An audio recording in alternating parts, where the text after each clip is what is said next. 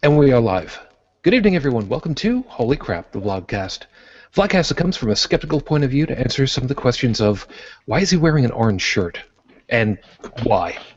This vlogcast started as a combination of spite and the Streisand effect when some people on Facebook complained that I was correcting the stuff that they were posting on Facebook because they were posting what they liked, and they should be allowed to do that without me interfering by posting what I like, which is to correct stuff that's posted that was factually in error. Part of this is also to follow through with the old adage that sometimes the journey is more important than the destination. I'm known as Shujin all over the place. You can find me under that name under G+, Twitter, Facebook, etc., ad nauseum. You can also find me under a couple of other names, but we'll talk about that later. I was born to a Roman Catholic family in Brooklyn, New York. I was raised on Long Island. I currently reside outside of Buffalo, New York, and I'm an unabashed atheist. We are expecting to have a couple more of the folks joining us mid-show because Heretic Woman was apparently on a different show right now trying to discover if God can actually be produced. And, well, Joseph is probably face first into his brewer waiting for his coffee to finally get to him, and can't say I blame him. So, for introduction for everybody, starting off from the west side of the continent, good morning, Dallin. Good morning, Shujin. For those of you tuning in, yes, I'm known online as Dallin. Born and raised in northern Canada to a Lutheran family, though religion was never a big part of my life other than the Sunday obligation. My family always encouraged me to keep an open mind, always ask questions, and embrace learning. And that has served me very well in my personal and professional life thus far. And up until recently, I was a very live and let live kind of person, until I saw what fundamentalism was doing to my friends down south, as well as what was creeping up into my own homeland. That's when I realized it was time to take a stand, and I chose to stand on the side of reason, skepticism, and atheism. Moving to the south of me, good morning, Joey. And again, I say, what's so good about it? Hello, folks. My name's Joe. I was born to a Roman Catholic family in Chicago, Illinois. Spent 8 years in the military, and I am now very, very sleepy. And an atheist living in Pittsburgh. All right, moving to the down and to the right from there. Good morning, Tech. If I can get your video running. There you go. The video's not working? No, it was just on my side. Go ahead. Ah, okay. Hi, guys. I'm Renault Tech here. Reside in Maryland. Born in Maryland, but I used to live most of my life in New York. Apparently, I got older. I was raised in a mixed religious background, and then practiced a couple. Tried a new one, Christianity, at one point. Studied a couple others, and realized that I felt that they were all full of crap. Just complete lack of proof. And so I'm an atheist. And in many ways, I can also be classified as both an anti-theist as well as a secular humanist. Okay. Moving on to the pond, good morning, Chris. Good early morning. We have no audio. His microphone needs coffee.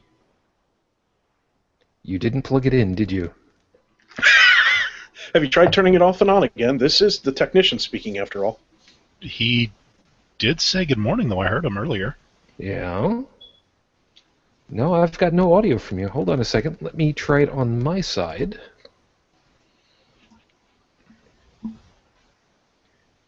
Where is your microphone setting? Let me try it here. Wow, the question section's already filled up. Yep. Let's try it here. Chris? No, I've got nothing from you.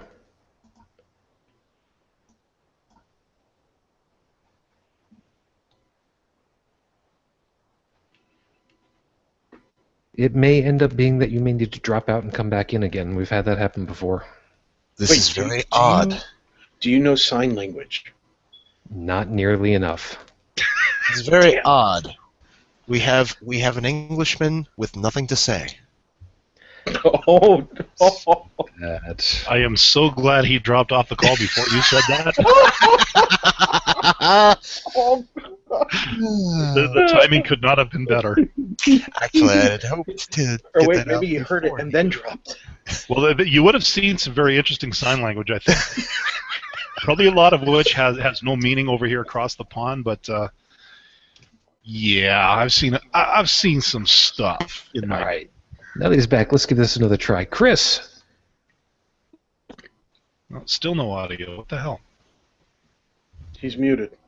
Unmuted.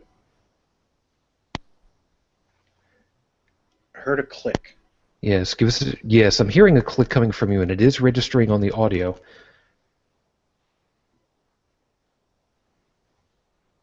Nothing at all? No, I'm getting nothing. I'm getting clicks again.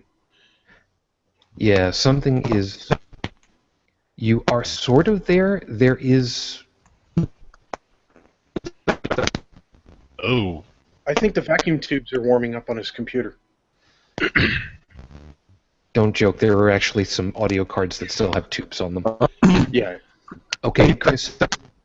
Okay, Chris, you are sort of there.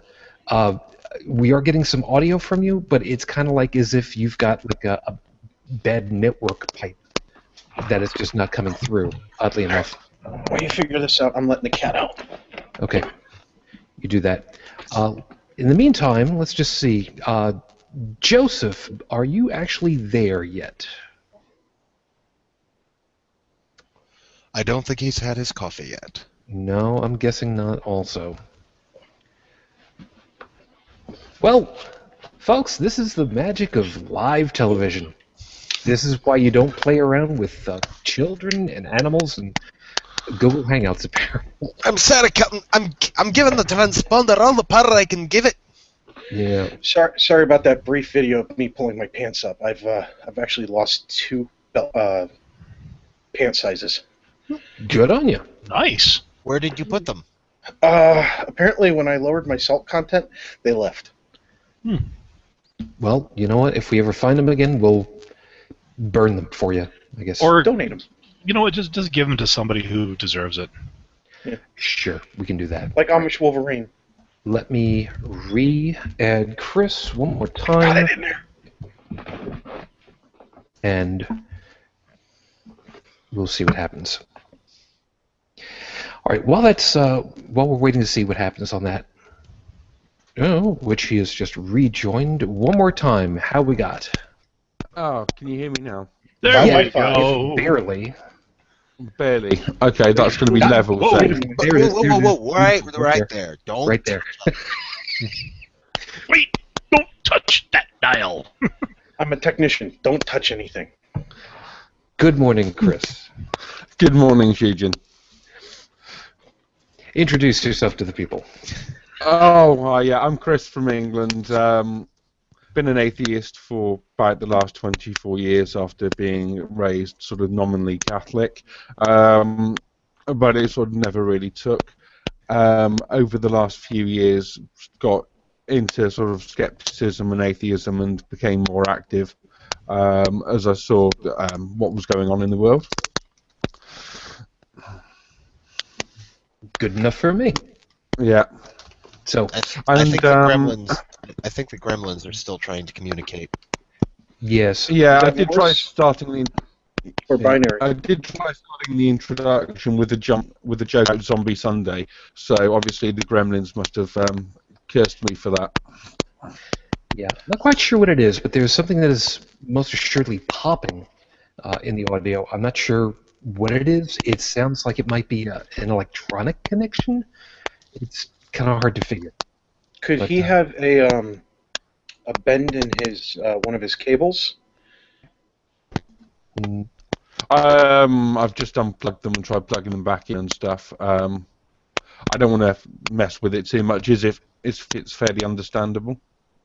Okay. Well, we'll see what's going on with it in a little bit, and I don't know. We'll see where it takes us.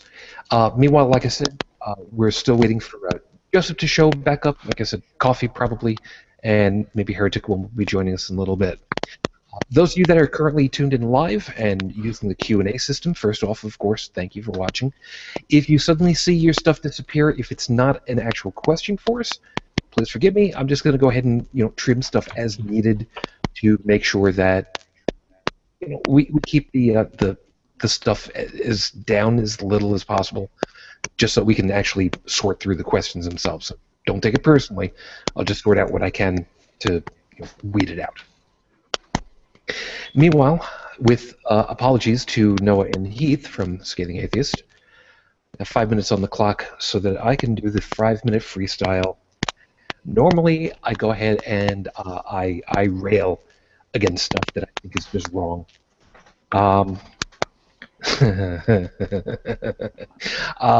I told some people what I was going to be talking about this week, and I had some people who said, "You're not going to go naming names or anything, right?"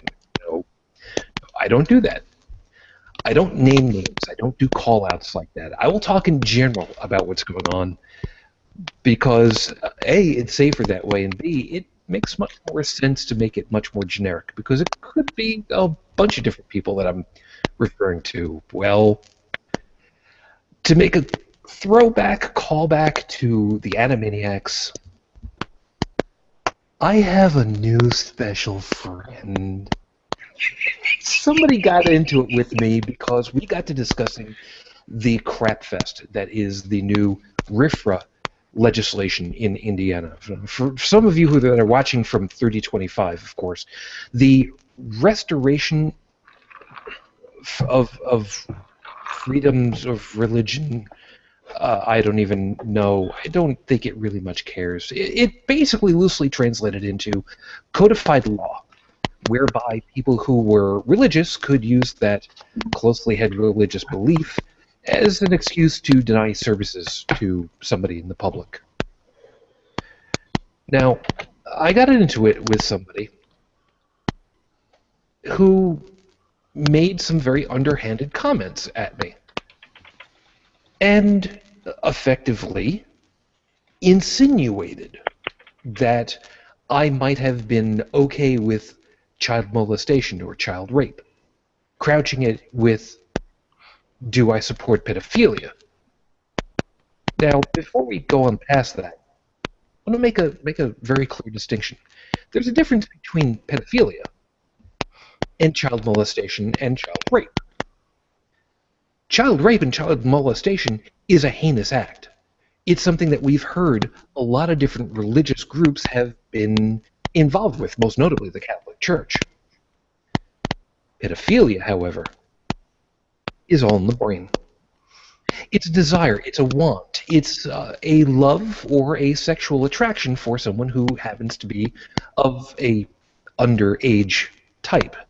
So there's nothing wrong with thinking something. It's what you do with it, however, that matters. For instance, people that go and watch war movies constantly are not people who are going to go out there and start shooting up the place because they think that it'd be really the right thing to do because they saw it suddenly at the cinema.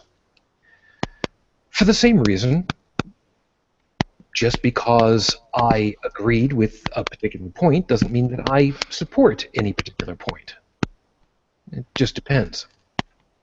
But generally speaking, if somebody wants to go ahead and pick a fight with me, I'm going to make good and goddamn sure that I follow my rules of fighting. Rule 1, don't. Rule 2, if you have to fight, you fight to win. Rule 3, you go somewhere neutral to fight. And Rule 4, if someone's down, you leave them down. And that's where I ended off this exchange with. I put this person down in no uncertain terms. I actually said, and I'm kind of almost quoting, you typed 8.5 kilobytes of text data with nothing to show for it. Not a single item is stuck. Not a single point has been with you and stuck it through even the most cursory of examination with me, and where I am clocking in at 29 kilobytes with information, with proof, with data, with evidence. That's what's called a Gish gallop. We're in a text environment where I can sit back and type all I want and research all I want. But as it is, I'm burying you completely and utterly. So if you want to go ahead and continue on with this conversation, by all means feel free, because right now you're sport. Where other people would look at it and go, it's not worth my time, screw that noise. This is sport. So if you want to go ahead and you want to say, hey, I'm going to go ahead and I'm going to keep going on this. Cool, great, wonderful. But you know what? Ask not for whom the bell tolls.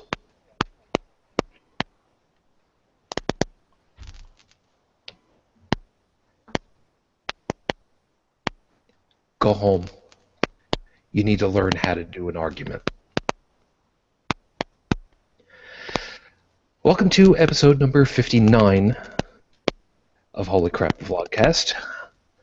And as I had been promising myself, as of the recording of this show, it has been 2 years, 9 months, 18 days since Rafe Badawi was unjustly arrested.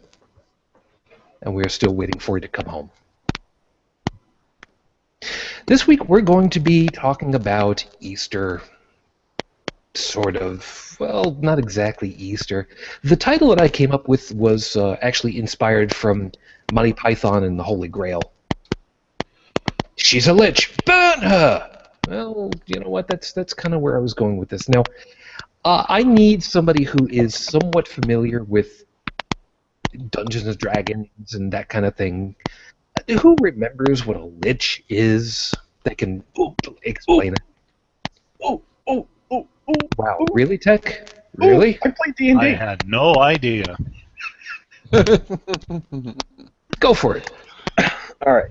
Basically, a lich is a wizard who taps into magical powers, and what their goal is to create what is called a phylactery, which is basically some sort of relic or device that they stick their soul into upon death.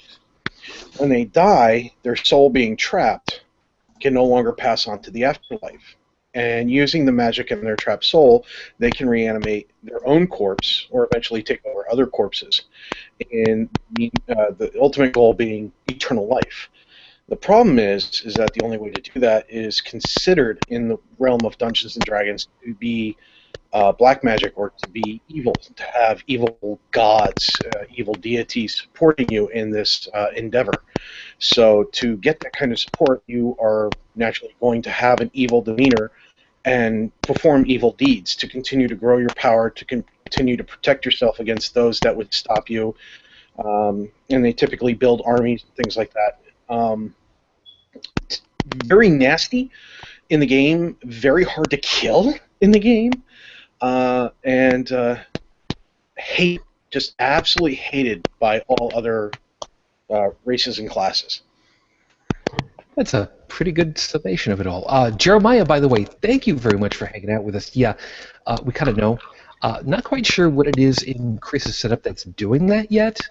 We're gonna see if we can't still keep trying to figure what exactly it is. I know for well that we've got a couple of techie guys. I'm sure that somebody will come up with something, or I don't know. Maybe we'll just kick Google a couple of times under the get Arthur Fonzarelli to do it. Well, this is kind of like old radio. All right, we'll see what happens. Meanwhile, Joseph, you're finally joining us. Dude, what nice did you do? First off, introduce yourself, and what in the hell did you do this morning? His name Lost is the beard. now V. I lost my beard.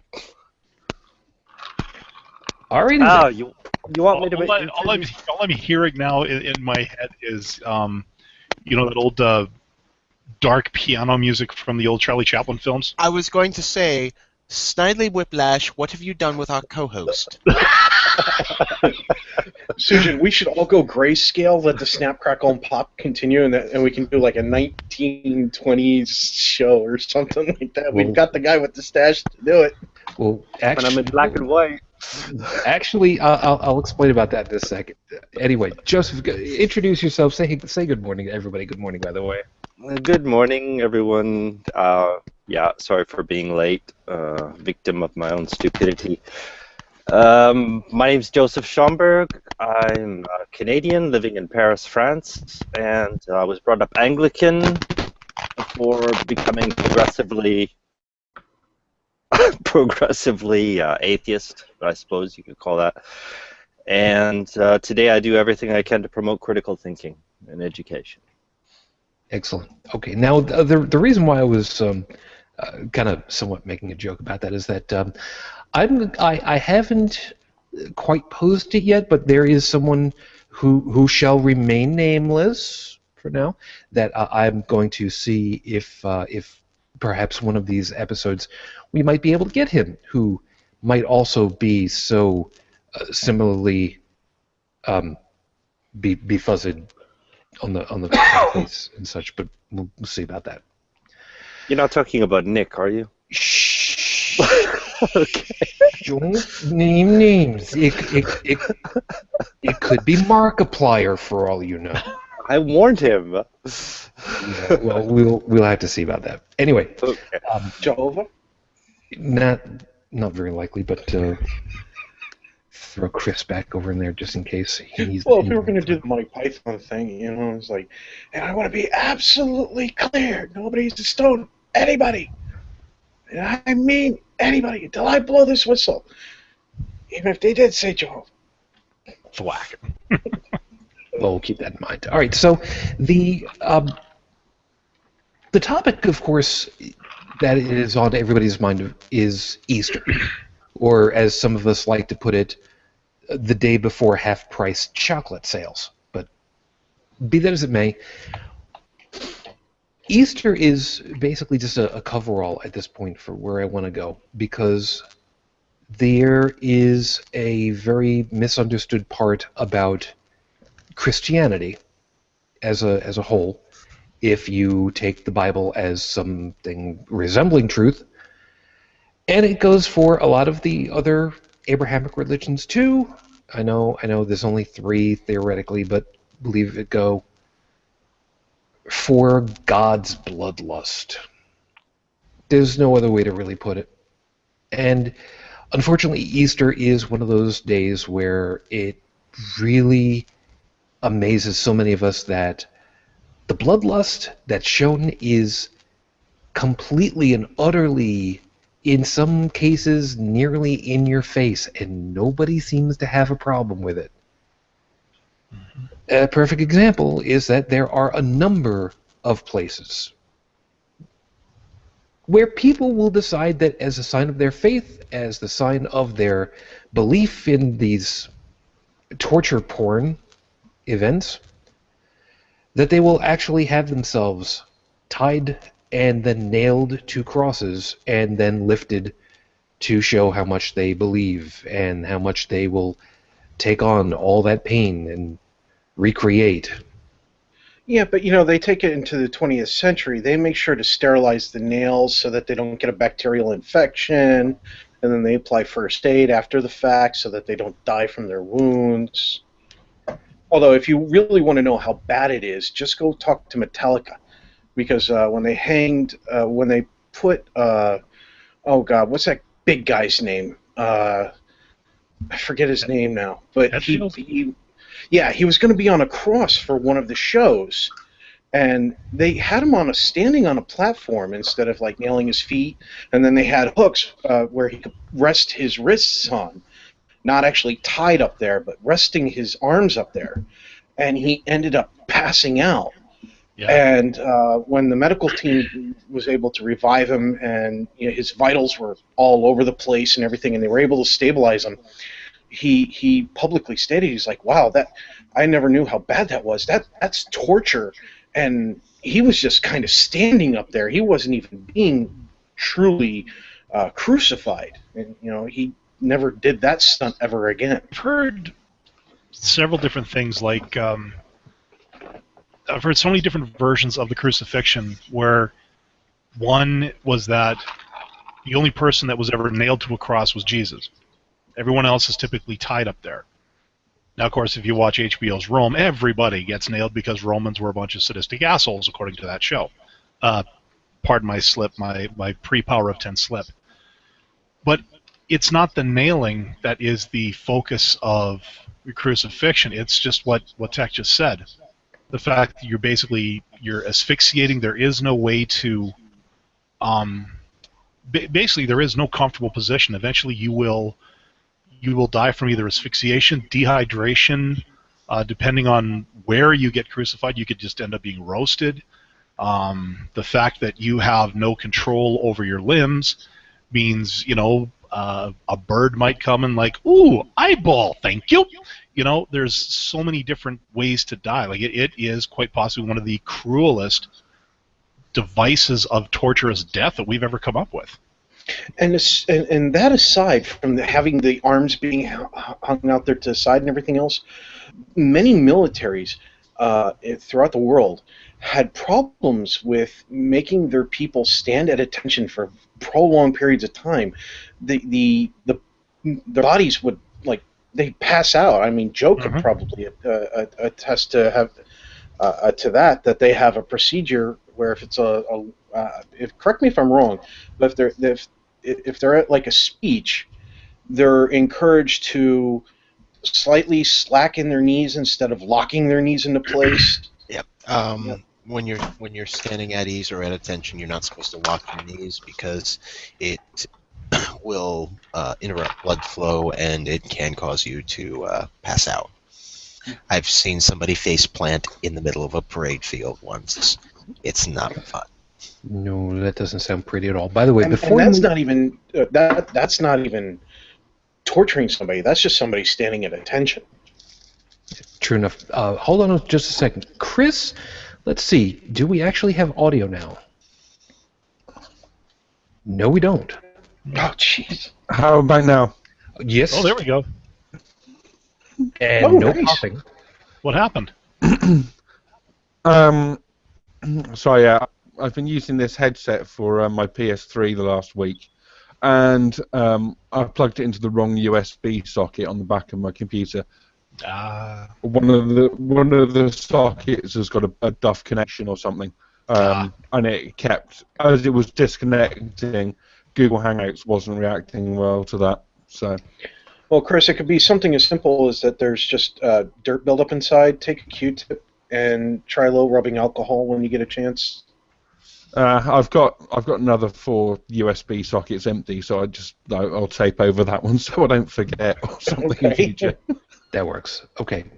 So, yeah, Joey, let me get you for a couple more moments on that one. I mean, being in the military, being where you are supposed to be on your best behavior when you're, out there for a morning and night for, checking in with everybody. Yes, I know. Theoretically, if you're out on a out in a group and whatnot, dressed down and getting inspected and such, that can't be pleasant when you're out in areas where the temperatures are 148,000 degrees in the shade. That would be why we typically don't do them there. Unless we can help it. So there is a rare thing called common sense that does rear its ugly head every now and then. Which is good. The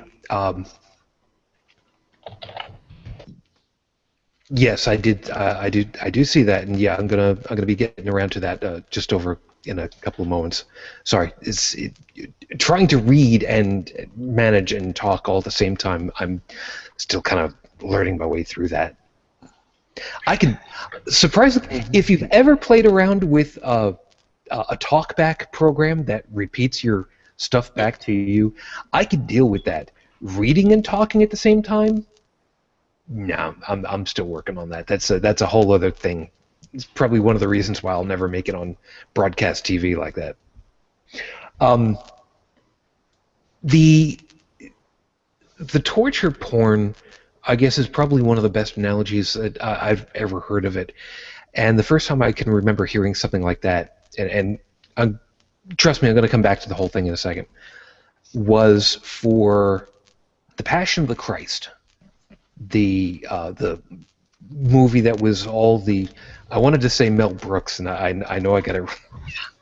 I wish it was Mel Brooks. If it was the Mel Brooks movie, I'd have gone to see it. Yeah, ain't that the truth? Besides, if it was Mel Brooks, he'd be treated to the ending.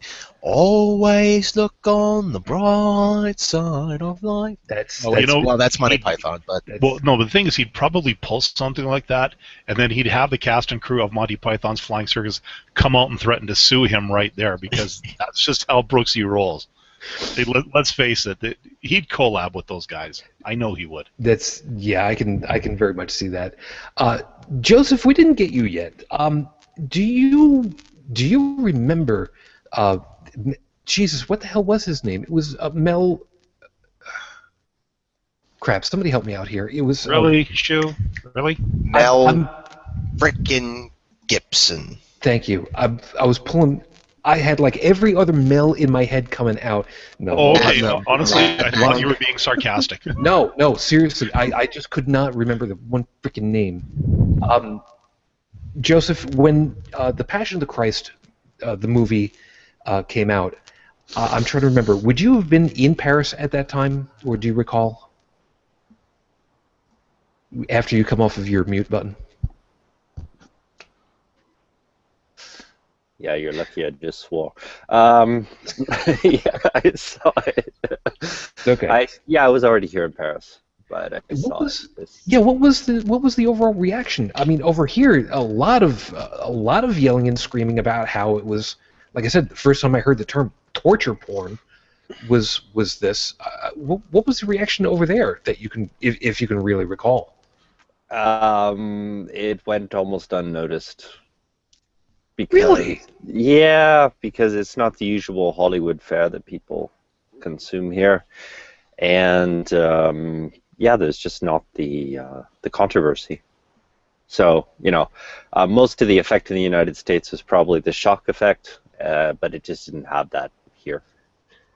Yeah, that's pretty much it. Chris, yeah. I mean, how about for you guys? Personally, I've not seen the film, and I completely ignored it when it came out. I don't recall any vast reaction to it, but I wasn't really paying any attention on that. Yeah, on the torture porn angle though, since God's in charge of the universe and presumably the Romans driving in the nails. Does it count as consensual BDSM for the porn post? I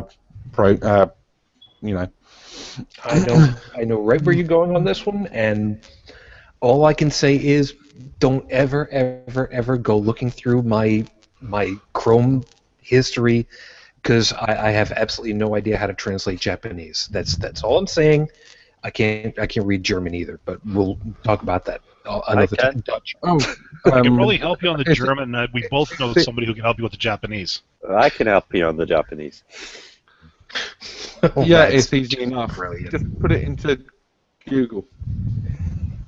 Oh, well and good. Great. You're not helping me at all. Google so not helping me at all. It's a BTN solution. BTN meaning better than nothing. Mm. But Jeremiah did bring something up to the table, which is quite correct, and we've heard this one on many an occasion, and it stands to be said again. Jesus got mildly inconvenienced for a weekend before going to eternal paradise forever for your sins. Be grateful for what he did for you. You know what, Joey? Jesus died once. We know somebody who died 3 times. I thought you were going to go ahead and mention the fact that I've technically died twice. Well, all right, fine. We'll start with you. Point being, we know people who've died on the table more times than this guy. And here I am without. I've got it somewhere in the closet, but I've got the voided death certificate framed. Well, okay, so your death count right now is 2. Yes. 2, with a third yet to be determined. Dallin, who do we know that's died 3 times so far? Oh, particular individual who goes by the name To the Ranting Griffin, who had his heart stopped 3 times in a medical procedure. I'm not sure if it was for analysis sake or whatever, but yeah, he was technically clinically dead 3 times in a row. At which point, after he asked the doctor about what had happened, and the doctor told him, yes, in fact, sir, you did die 3 times, he looked around and went, screw Jesus. I am triple Jesus. And then he goes into a great big rant about the whole thing. So, That was Andy Griffith? Yeah. Go look, take a look for triple Jesus on YouTube, and you'll see the spiel. Oh, jeez. Wow. yeah. Now, this is You gotta where it write that becomes down. yes. Right. So this is very, very much true. I mean, we've heard this trope time and time and time again, and I'm not saying it is a bad thing. I'm saying it is. I mean, Jesus is supposed to be the embodiment of God, according to some variations. So therefore, okay, you went ahead and you stubbed your toe effectively, and then what? I mean, personally, I would have been a lot more impressed if you just couldn't be killed, period. I mean, let's face it, Superman at least can be shot with bullets all day long, with a nuke all day long. You could throw him out into space all day. Well, there's no night or day out there. Well, the thing is, though, Jesus. Shu, I think God already tried that angle with Samson, and didn't go over too well. Yeah. So I think he was trying for something a little more. You know how, like in later incarnations of Superman as of late, they've tried to make him a little less godlike, a little more human. Not necessarily getting shot, but he gets hit with a nuke. He's gonna feel a bit of the concussion. He'll go through a couple of mountains, get up, and go, "Ow." You know what I mean? There is You're that. talking about Yeah. So Superman or Iron Man? No, I'm thinking Superman. Okay. Just I have seen instances where he does get hit hard enough that he looks like he actually feels it. So maybe Jesus is like the 21st century Superman version of the godlike hero that Samson was, because they realized Samson just didn't score too well in the focus group. Just saying. Yeah, Samson ended up as being just a good argument against haircuts. How ironic that's Didn't Aaron Roll do a history on basically religious texts and beings and things like that, and went through how they evolved based upon which religion borrowed from them and how they manipulated it, and supposedly that. Now I'm not sure if it was Aaron. I think it was Aaron. I could be wrong, but supposedly Jesus was actually you could say angel, celestial being, whatever you want to call it, and that did not actually come down to Earth, but there was still a sacrifice. It just happened to occur between the Earth and the Moon. And they later turned him into a human who got sacrificed on Earth. Yeah. But don't forget that at the time it was pretty common for somebody trying to sell a set of ideals or an order or a list of rules or something like that, somebody who wanted to be politically, to get some popularity, they would, instead of just listing a list of rules, they'd invent a character to represent the rules, and they'd enact almost a kind of play around that to make it seem more interesting. Yeah, I mean, and there was a rash of messiahs around there. I've also been listening recently to a show called Naked Mormonism, which is a great exploration of the history of the Mormon Church from the 1830s, 1840s. Which is really well documented, and that was an area of America where they had messiahs and cults and prophets, whatever, popping up every other day. And if you see a list of first century Palestine and number of messiahs, there's bloody dozens of them. So I don't think there's anything special. Yeah, But you won't. There's not a lot of Jewish ones because they're stricken from the record if they're not real messiahs. wasn't one of them by the name of Brian at one point? Or am I thinking of the wrong Could guy? well have been.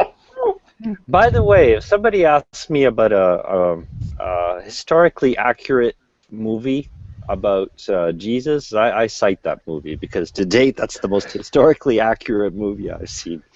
At this point, you know what? I think all of them are about as historic as each other.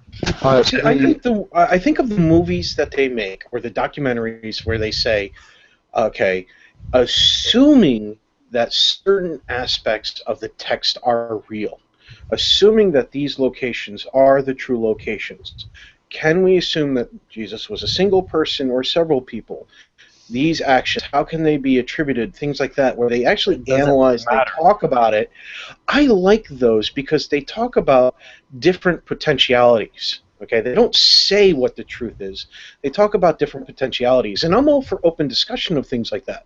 But when you come and say, listen, this book says this, you must accept this, and it's like, I'm sorry, unless you have empirical data backing up those statements, no, I don't.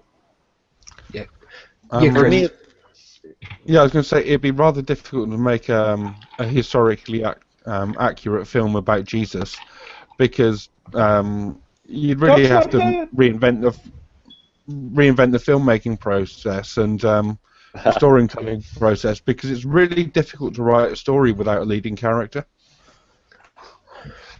Wow, shots fired across the bow right there. Well done.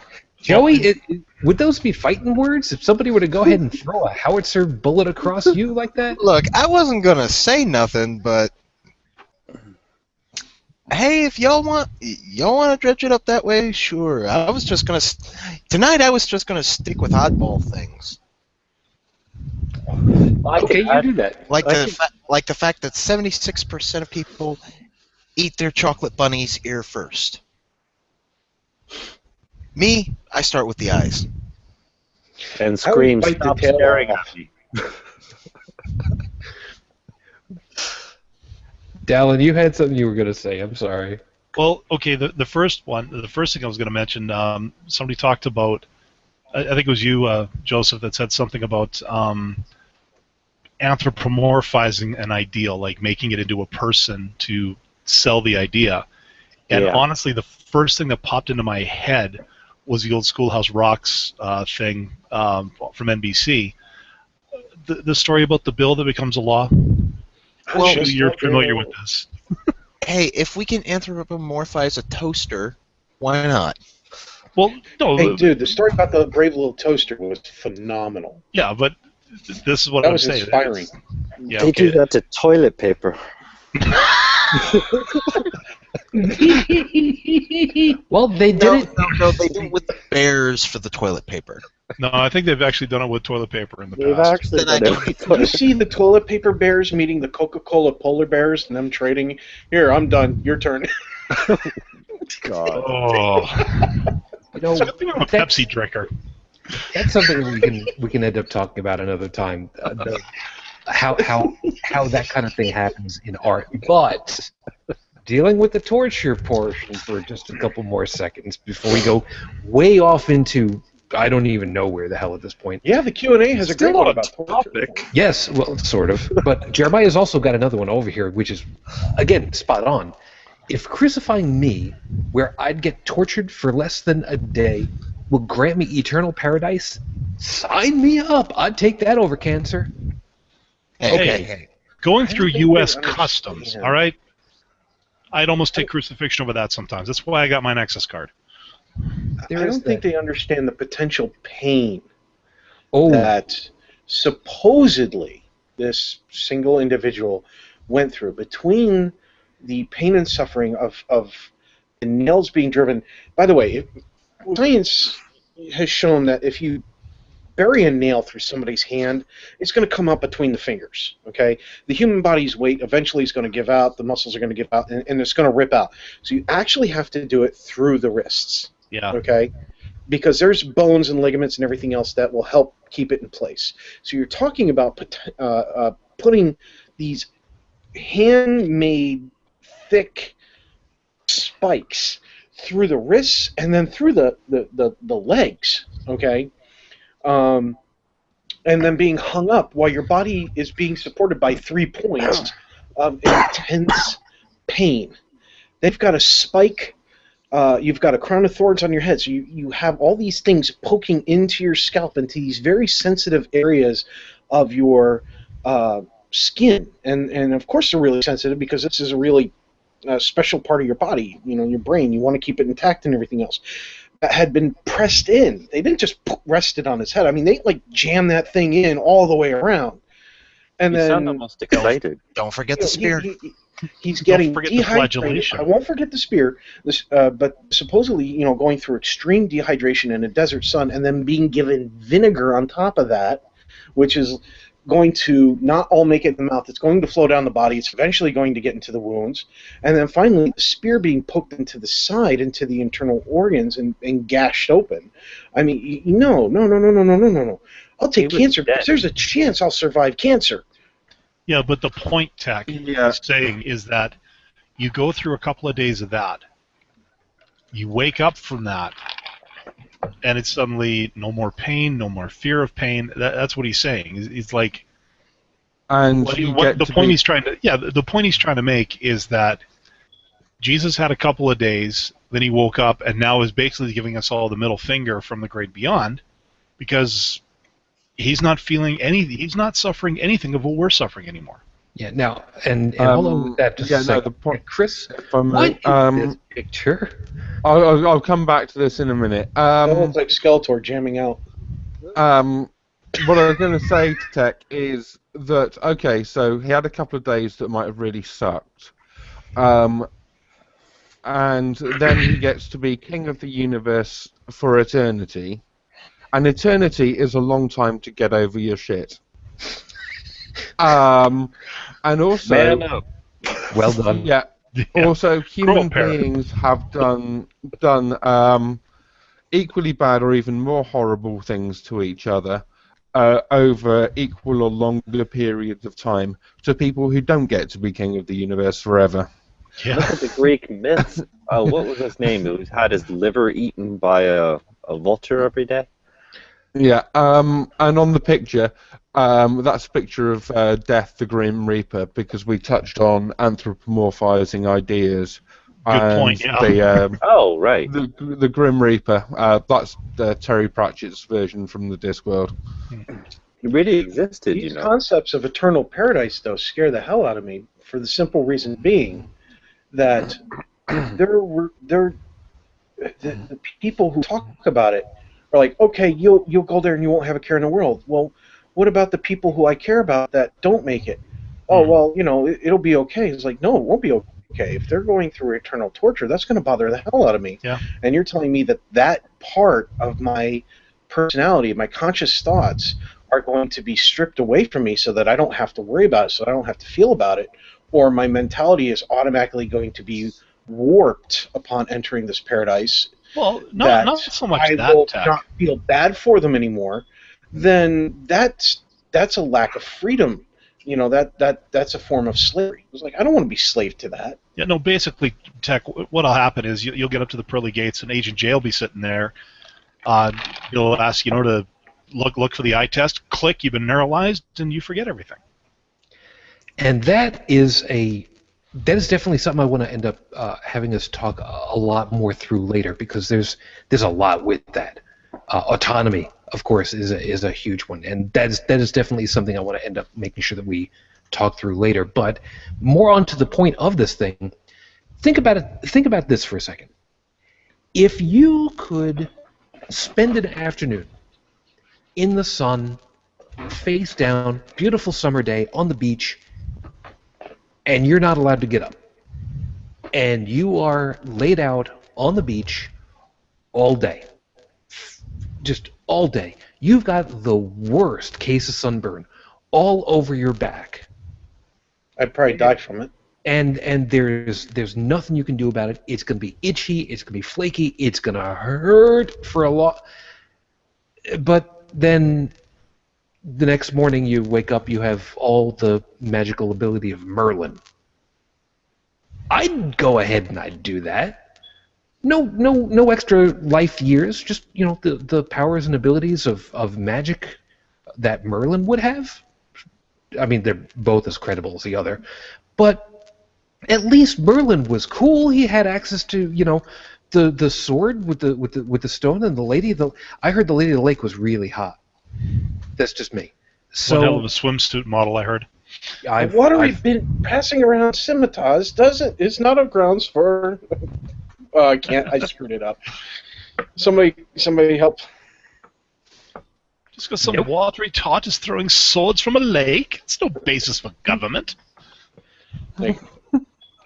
But I apologize for my crappy accent there, Chris. But really, I mean, that's all right. You scale it down. That's not too far from, that's not too far off from a correct analogy. You get inconvenienced a little bit, it hurts for a little bit, and then you get a great reward for it afterwards. Yeah, I mean, there's something. That's fine. That's all fine and dandy. But if you're an all-powerful being filled with absolutely pure true love, why would you force them to go through that in the first place? Well, coming back, Dallin, finish. Okay, fine. So you get this thing where you have to go through a 3-day gauntlet of absolute mind-numbing, body-crunching, soul-wrenching hell on Earth with the promise of paradise at the other end. And a lot of people will say, oh, hell yeah, sign me up. And I would say that, too, with one proviso. I want someone to come back from that paradise and prove to me that those 3 days of absolute bedlam were worth it. Chris, you were about to say? I was going to say, Dallin, you've just done it, and I think a couple of other people have as well. This had to go through this horrible process. This was, if you're in charge of the universe and everything that's happened with it, this was set up. This was something that was planned and chosen to do, which is why part of the reason why I brought up the BDSM analogy earlier, because people do go through some quite wacky shit just to get off, but this one is an event that was controlled and set up by God in advance, according to the stories, and he set up the rules of the game such that this sacrifice would be required. He could have set up the rules a different way, and then not had to go through this horrible thing, but he chose to set it up that way and to go through that, so didn't have to. And as far as to people get off on that wacky shit, I'm here. I'm sitting right here. Okay, look. You could at least talk about me behind my back.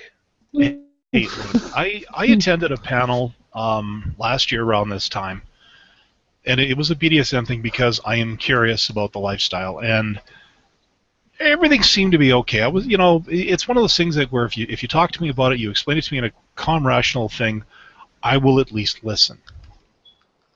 But as soon as they started talking about the guy who went up on stage and was letting people drive a nail through his scrotum, I kind of backed away a little bit. I understand that, and I'm sorry. I'm really trying hard not to completely laugh in my microphone right now because I'm looking at one of my Twitter feeds right now. Some people know the writer Elf Sternberg. Yep.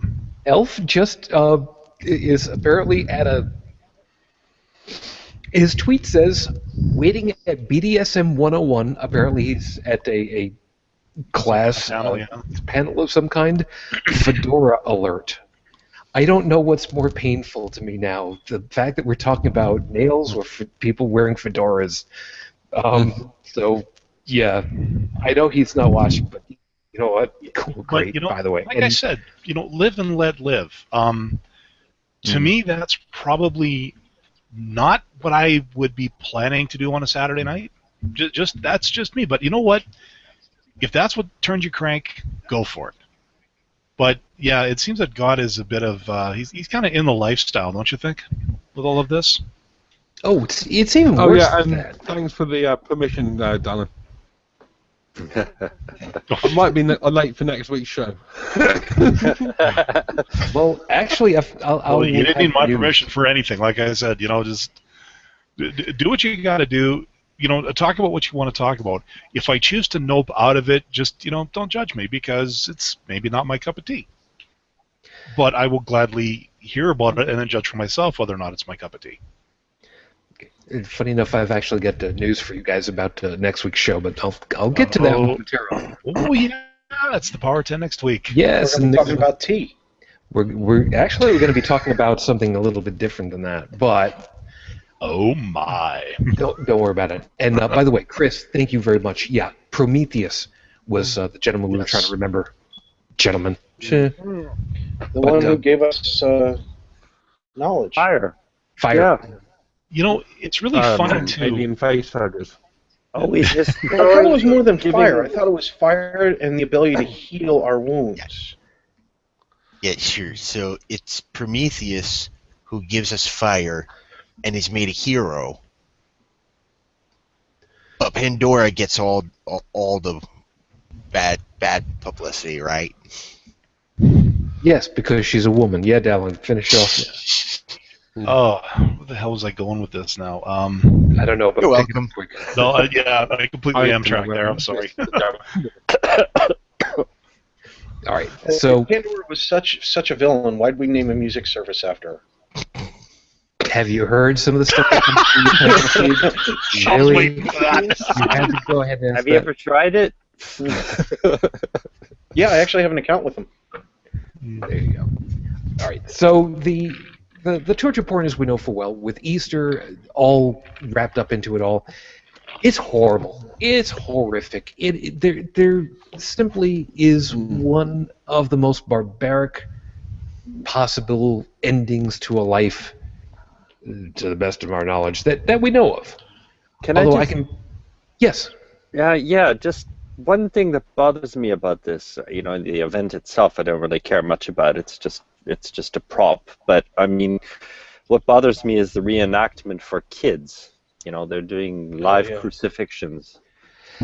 Yeah, And there's a couple blooper videos out there that are pretty funny. But I mean, these shows of a guy being like, it's a live execution for kids. Yeah, I mean, with that, and not just that. Then they give their kids a miniature replica of the same torture device to wear around their necks, or to put in their ears as earrings or a ring. It's insanity. Yeah, and that's exactly the kind of thing that I was making reference to earlier. I mean, if you were to take the human body and allow it to bleed freely, that's a lot of blood. I don't know if you've ever taken a quarter cup of water and spilled it on a countertop. Just a quarter cup. It looks like a lot.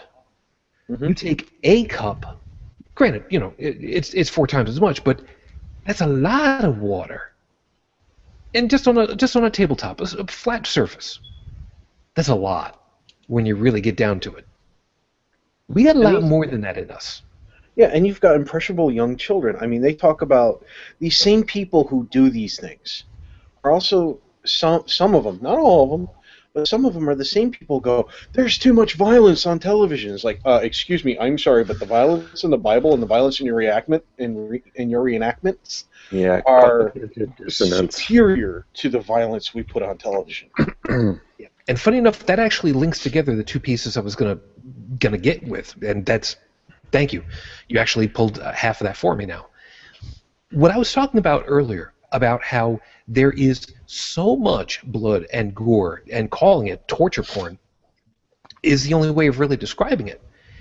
And not seeing it right in front of your face, even though it's supposed to be one of these big things for, I mean, Easter is one of the big two for drawing in the Catholics especially, into church, and for a whole bunch of blood and gore and somebody being killed.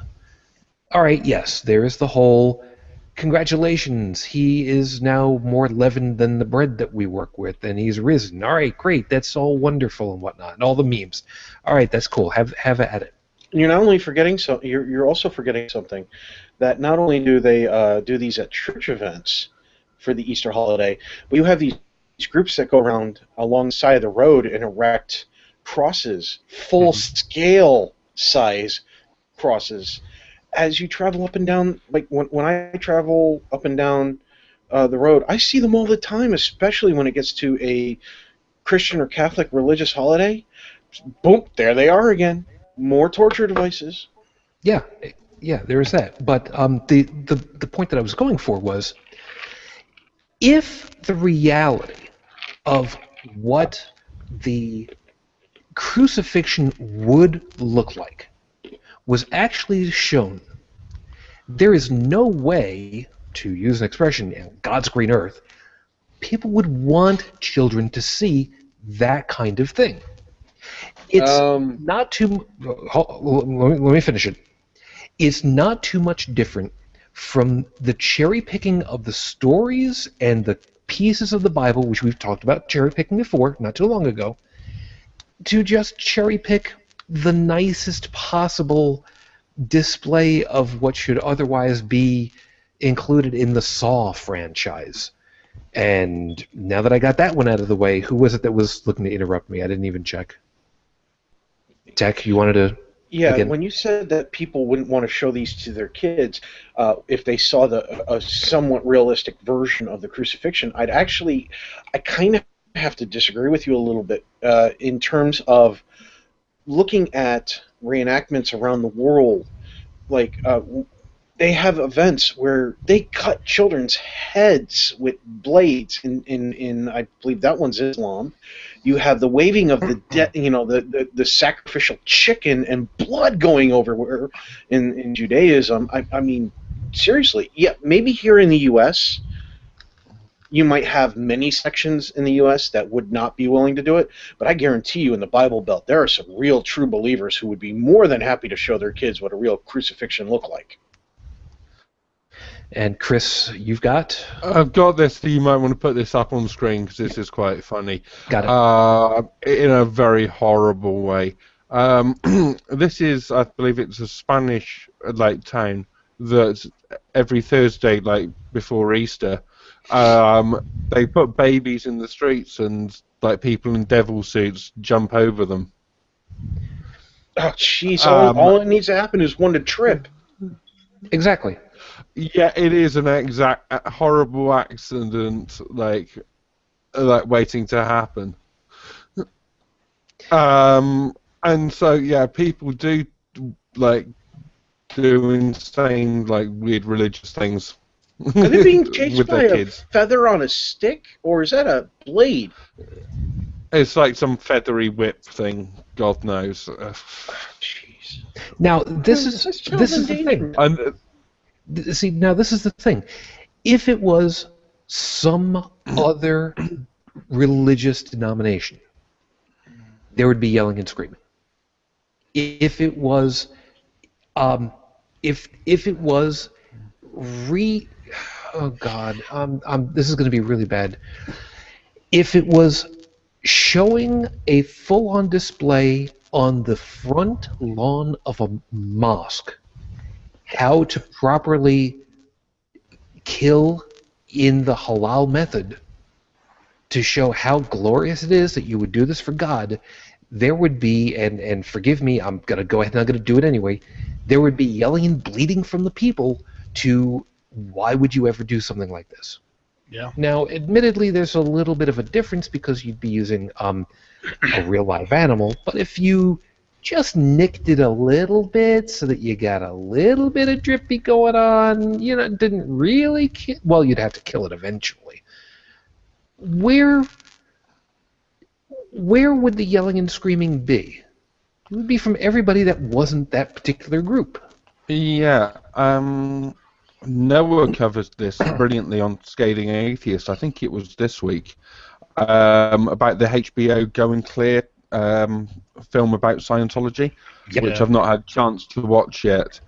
and he said it was a great thing exposing all the horrible shit that goes on in Scientology. But he made the very fair point at some length that in his diatribe that there is virtually nothing in there, or maybe nothing at all, that can't be laid at the feet of any of the other major religions.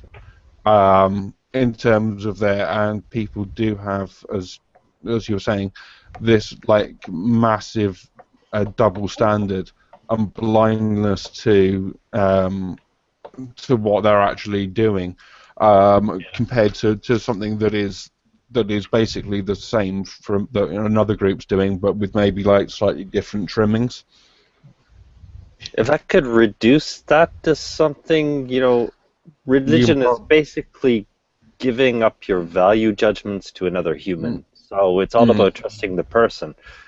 So if you're going to trust X organization, you've given yourself to them. You don't think about details anymore. You don't think about things. You think about the person saying them. And that's it. As soon as you validate this person and you're going to trust them with your life, quote unquote, the rest doesn't matter. You trust this person and not the other person. That also explains the cognitive dissonance. It's like what we've all said before, and many others, like Seth Andrews and the rest of them, that we all know enough about religion that if we wanted to, we could set up our own and completely take advantage of people because we know how the entire system works. But once you're once you're indoctrinated into the system, you're operating with blinders on. You can't see the manipulation anymore. Yep. And please forgive me, I am trying to get... Well, if you're trying to work on that, I just want to say to Jeremiah, if they were wearing the letter O around their neck instead of the T, that'd bring new meaning to the term O face. Cue the face palm. But I don't even get it. Come on, we gotta have the comic relief. Told, like, I hear a lot about, like the live crucifixions, the baby jump thing that we see there. Growing up, when it came to this time of year, like Good Friday was actually one of the few times my mom didn't want us to go to church because she actually wasn't comfortable with what the church itself looked like inside. Like I can't remember the actual name of the narthex, which was just before you go into the church proper. You had the parish hall where you went for coffee afterwards. Then you had the actual church part. Forgive my lack of... Where the pews and everything are, right? Yeah. Okay. Everything there, like the altar, the podiums where the ministers could stand, the decorations where the choirs were, was all done in black. What? And the music, it was all done up in black. It was Good Friday. This is the day of the execution, or excuse me, the crucifixion. So, at least in the Lutheran and Anglican churches that I went to, everything was covered in black. So the music, the music was very dark. It was talking about him riding into Jerusalem on the donkey and everybody throwing down the palm fronds. They talked about the torture. They talked about the Via Dolorosa, like the march. They talked about him getting hoisted up. So basically funeral black then? Yeah, pretty much. But then, come Easter Sunday, that's when the black was taken off and everything was white. And everything was, back to sort of happy, cheery stuff. And that's what they talked about, the resurrection and the ascendance. And then, the children's sermon, they talked about doubting Thomas. And that's what Sunday school was all about that day, was about, Thomas saying, hey, I don't believe any of your BS here until he shows up and I can, like, put my fingers through his hands and put my fist in his side, whatever kink gets you going, I guess. But compared to what I'm hearing about other places, like, damn, I got off light. Like, it's no wonder I was able to stay in the faith for so long, because really I didn't see the ugliness of it. But you until much the later. only time I was ever at a church related to any kind of Easter event was an egg hunt. You're missing... And that's because I set it up. I was attending a Lutheran church at the time. and it was the only part of the event I could attend due to scheduling conflicts. Hey, you know, really, I find it really funny that, like, you know, we've already established long ago that, you know, Christianity is like the king of the plagiarism game. You know, they'll take they'll take a day and then make it into their own thing. How far off the mark were they with this one? Oh, it's the resurrection. No, it's a pagan festival of fertility. There's no killing going on unless you're talking about, you know, slaying women in the gangsta pimp sense.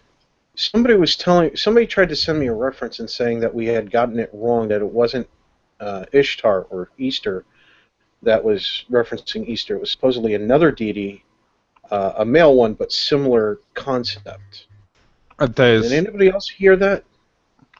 From what I've briefly looked at previously, there is that kind of fertility thing, and the new life spring type celebration was common to a lot of different pantheons, and they all had like their own versions. So, okay, so it's possible Christianity seems to have taken different things from different cultures and at different times on there. So untangling the mess of what's what is probably looking into it than I ever have. Okay, so before we go on, I have to first off give a very large thank you because at the moment, chiming in from let's see, 3 in the afternoon right now from a balmy 28 in Brisbane. Good afternoon, Nick. Hey, how you doing? More importantly, how are you? What brings you in? Why are you buzzing me in on my show? God damn it, I don't do 2 years. What's going on? Yeah, Joseph told me that you're doing something that I should come. So I was like, yes, I'm sick of kids. I'm going to come and jump on the show. So, yeah, I've got 8 kids upstairs, so you might hear some banging and stuff. I'll hit mute in between when I'm talking. That's okay, my landlord's just as bad. Great, now we have 3 prominent mustaches on the show. Mustache power! All we need is some beers and some pipes, and we'll be good to go. Hey, look, don't forget the monocle. I grow mine back except for one reason. My ex-wife loved it. There you go. So I had to turn my beard for the heat. So really briefly, Nick, introduce yourself for all the 3 people that actually don't know who the hell you are at this point. Okay. Hi, I'm Nick Morganmore. I'm the resident comedian on the ImaginaryFriendsShow.com podcast. I'm a stand-up comedian. Hold it. You've been on that show for so long. How do you keep mispronouncing it? Okay, it's the ImaginaryFriendsShow.com podcast. Me and Jake have long discussions about how you syllable things, and I say that pronunciation is very important. So, for that reason, we have a small disagreement. I still like him, mostly because he's incredibly handsome. And if as we know, if somebody's incredibly handsome, you'll forgive a lot of their flaws. I mean, that's the only reason that I'm accepted in society. Anybody who has seen my stand-up knows that that there's not a lot else that I have to offer to the world, except for incredible good looks, wit, charm. I'm a very empathetic person. I'm a very kind, decent person. I'm a little bit narcissistic, but I'm also very humble. In fact, I'm so narcissistic and humble that I think I might be the most humble person in the world. You know, those kinds of things. You know, I don't have a lot to offer, but I give all of what I am. And don't forget, you're also an inspiration for all of us that are actually looking to lose weight. You know, at 4 stone a shot. Yes. Okay, yeah, great. Now I've really got to up my 75 game. kilos. Yeah, I'm going back to the gym starting Monday. That's 75 kilos, so I was bigger than all you guys. So. Okay, so Nick is one of those people who, I will admit, if you go back during the video, you will see the point where Nick actually chimed in on the Q&A and said, "Oi, let me in." Which, first off, of course, I'm so glad that I actually know how to read Australian. I know exactly what "oi" means. Thank you. And I don't get starstruck very much. I would like to think I don't do the whole fanboy thing anymore. I did that all with George Traub. I will admit that was really bad, but thank you, of course, first off. And uh, did you get informed of what all we were ending up talking about? That you had something in particular you wanted to drop in at this point, or you're just gonna be here as color commentary in a moment? Well, I jumped on when Joseph said that you guys were doing a thing, so I was able to watch for a few minutes, and I picked up what was happening, and I thought, yeah, I've got something to add. So that's when I was like, "Oi, let me in." So yeah, you moved over to pre-Christian mythology and how that relates to Easter. I actually put out a meme this week. I do it every year. I put out a meme of Ishtar, the Assyrian Babylonian goddess of. She was the goddess of fertility, love, sex, and war. Which, as we know, all of those things go together. I know at least one of you has an ex-wife because they mentioned it. That guy knows what we're talking about. Definitely. Hello, And, my name is the choir, and thou art preaching to me.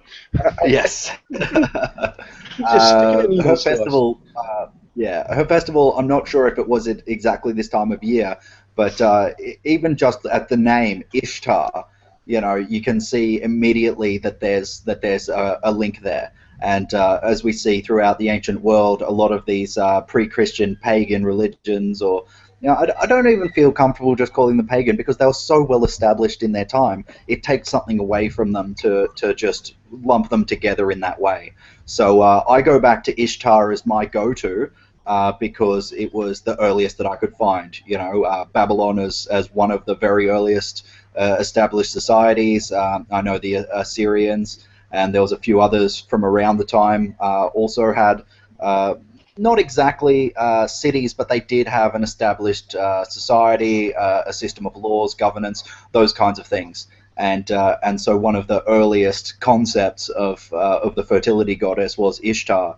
And this is exactly what's been co-opted by Christians to celebrate Easter. And they still use the pre-Christian symbology, the eggs and the rabbits, and it's ridiculous that they're saying that. Oh well, now that's about rebirth and not actual birth, because that's so late in the game when we're talking about humanity and how long humanity's been around.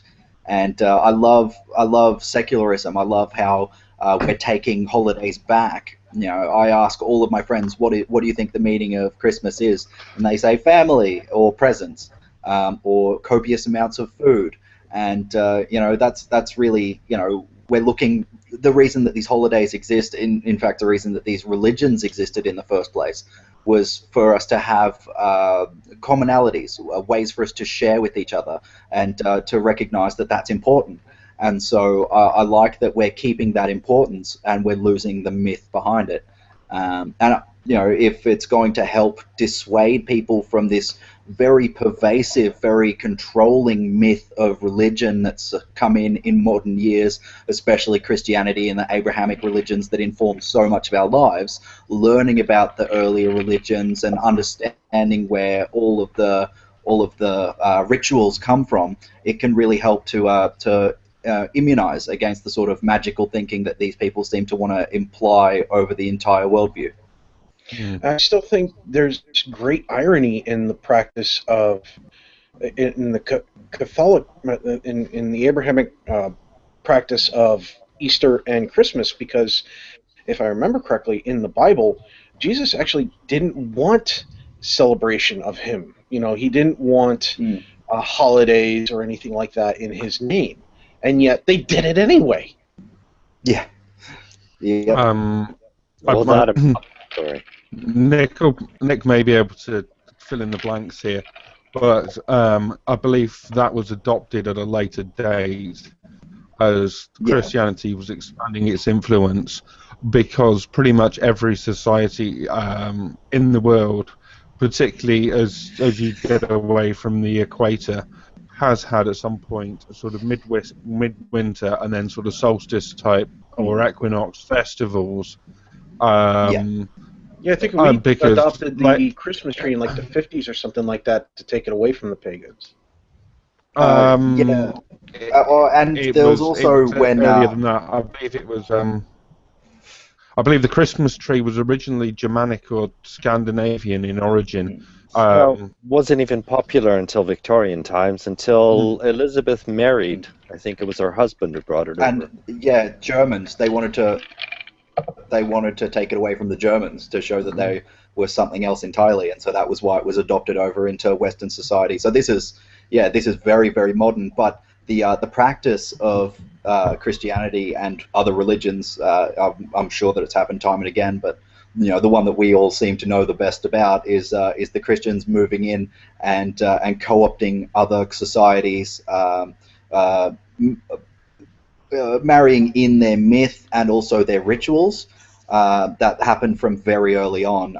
When the Emperor Constantine converted to Christianity and the Roman Empire became Christian, they just absorbed all of the pagan mythos. And in fact, I would be very interested to see what their version of Christianity would have been before then, because I don't think it would have been even remotely recognizable to us today. There's some very credible historians and scholars who seem to think that prior to that time, Jesus wasn't even considered to be a physical person. It was a spiritual existence that he had, and it was just a number of myths that were tied together from earlier religions that were this weird sort of culty thing that popped up. And then after that time, and then much later during the Council of Nicaea, they decided, no, he was physically real. We've decided that he's physically real, and that everything in the Bible that they say happened exactly as it was. And we, of course, know that that's not true because of the contradictions and the historical records that are sadly lacking in all detail that they seem to include in the Bible. So because of that, we know that that's not true. But the practice of co-opting and stealing other religions, that happened early on. Yeah, it's amazing. The councils were when the councils are important because Christianity underwent a total PR change, quote unquote, and the councils were all about that. I did Absolutely. have quite a little bit of a look into that not so long ago, and I found out that there was like no one knows like how many people attended the Council of Nicaea or who they were. But there are records that most of the decisions were split quite heavily. So it looks like the fracturing of the church began very, very early on. With the Orthodox, Mm. they were excommunicated. Yeah. All right, and before we head on out of here, Joe, you take good care of yourself then, man. No worries. It's late. I understand. No sweat. You take care. See you, buddy. Sorry. I'll catch you all later. Take care. Later. You get plenty of rest, buddy. Yep. All right. So if there's one thing that we've learned through all of our documented history, anything done by committee tends to really go to crap after a little while, which fortunately is actually a very fortunate thing. Otherwise, I wouldn't have a title for my stream here, but we'll come back to Jeremiah. First off, actually, two things. Jeremiah, great picture of you there on Twitter. Thank you. Next time, don't forget to include the Holy Crap account too, just so that I can see about putting that out properly for you. And also put this for the Q&A. My favorite part of the holiday is when Jesus rises from the dead out of a marsh. Oh, there's supposed to be. He forgot a space. I see that. When Jesus rises from the dead out of a marshmallow peep. Okay, first off, marshmallow peeps are just wrong. To run around everyone's house to poop chocolate eggs in hiding places all over. You know what? Still not gonna not eat the chocolate after hearing that description. Really not. And I love how he threw peeps in there because I'm a big marshmallow peep fan. In fact, I found a place that I found an actual marshmallow peep store within like 2 hours drive of me, and I went in there and it was like the holy grail of peeps. Well, you know what? That I was going to say. I've heard of somebody that actually has a poutine eatery just down the block from them. So sure, why not peeps too? Yeah, Dallin, go ahead. Dude, you have a poutine eatery? I'm coming to visit. Yeah, that would be me. It's actually downtown. Not too far. Well, okay, it is a bit far from where I live now, but yeah, still haven't been there as testified by the fact that I'm still alive. I'm pretty sure that with the amount of cheese curds I'd be planning to consume at that place, I'm not coming out of there unless it's on a stretcher. I'm sorry. Well, if Nick lost so many kilos, we need to get him a plane ticket and have him recover his kilos from being lost. Wait, don't say anything about it. We'll hit that before we get done. I promise you. Don't worry. Anyway,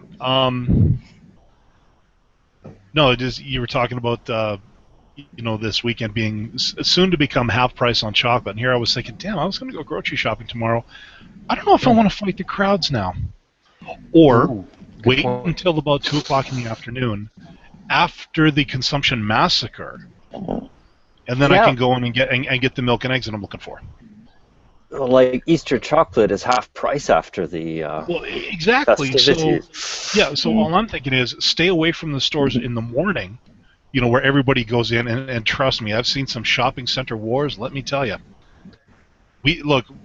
At least where I live, we have about as many Walmarts as typical Canadian cities have Tim Hortons, which is a lot. Yes, if you really want to save money for Halloween, get the Halloween candy the day after Easter. Oh, I know.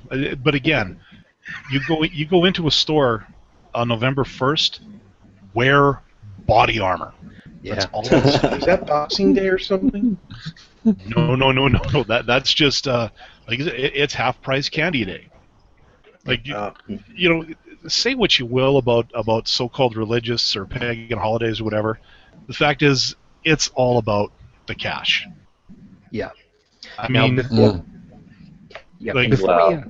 before we get done with all this, I need to make sure that we end up hitting on one last piece about this whole torture porn thing, because I want to make sure that everybody that does look this over doesn't think that we're just ragging on Easter, even though it's real easy to do. The Old Testament of the Bible is replete with times where blood sacrifice of some kind or other factors in incredibly highly to being part of the bribery for God's favor, which is really freaking annoying. A perfect example is Passover. You have to kill. Let's see if I remember right, and I could be remembering it incorrectly. You know what? I'll take a shot at it. Sure. All right. Slaughter a lamb. Paint its blood on the door frame of your home. Eat the lamb along with unleavened bread and bitter herbs. That's what it was done in Egypt during the time of Moses. Let me correct you there. It wasn't actually done in Egypt during the time of Moses, because none of that happened. But according to I'm using the context of the Bible here. It's creeping death. Hey, look, that's Metallica mentioned twice in one episode. I was waiting. I was like, that can't be a coincidence. No, but that was the idea. Is that by seeing the blood on the door, the angel or whatever the hell it was that was flying around Egypt at that time, allegedly, would pass over your home and go kill your next door neighbor. Yeah. Which is your next door neighbor's firstborn. Let's get specific here. Yeah. Because fuck everybody else. Yeah. Pretty much. Now, that's one example, and it's easy enough to go ahead and say, well, had to do that because you had to show solidarity or whatever the hell it was. Okay, you know what? Let's give you that one for a second. That's one.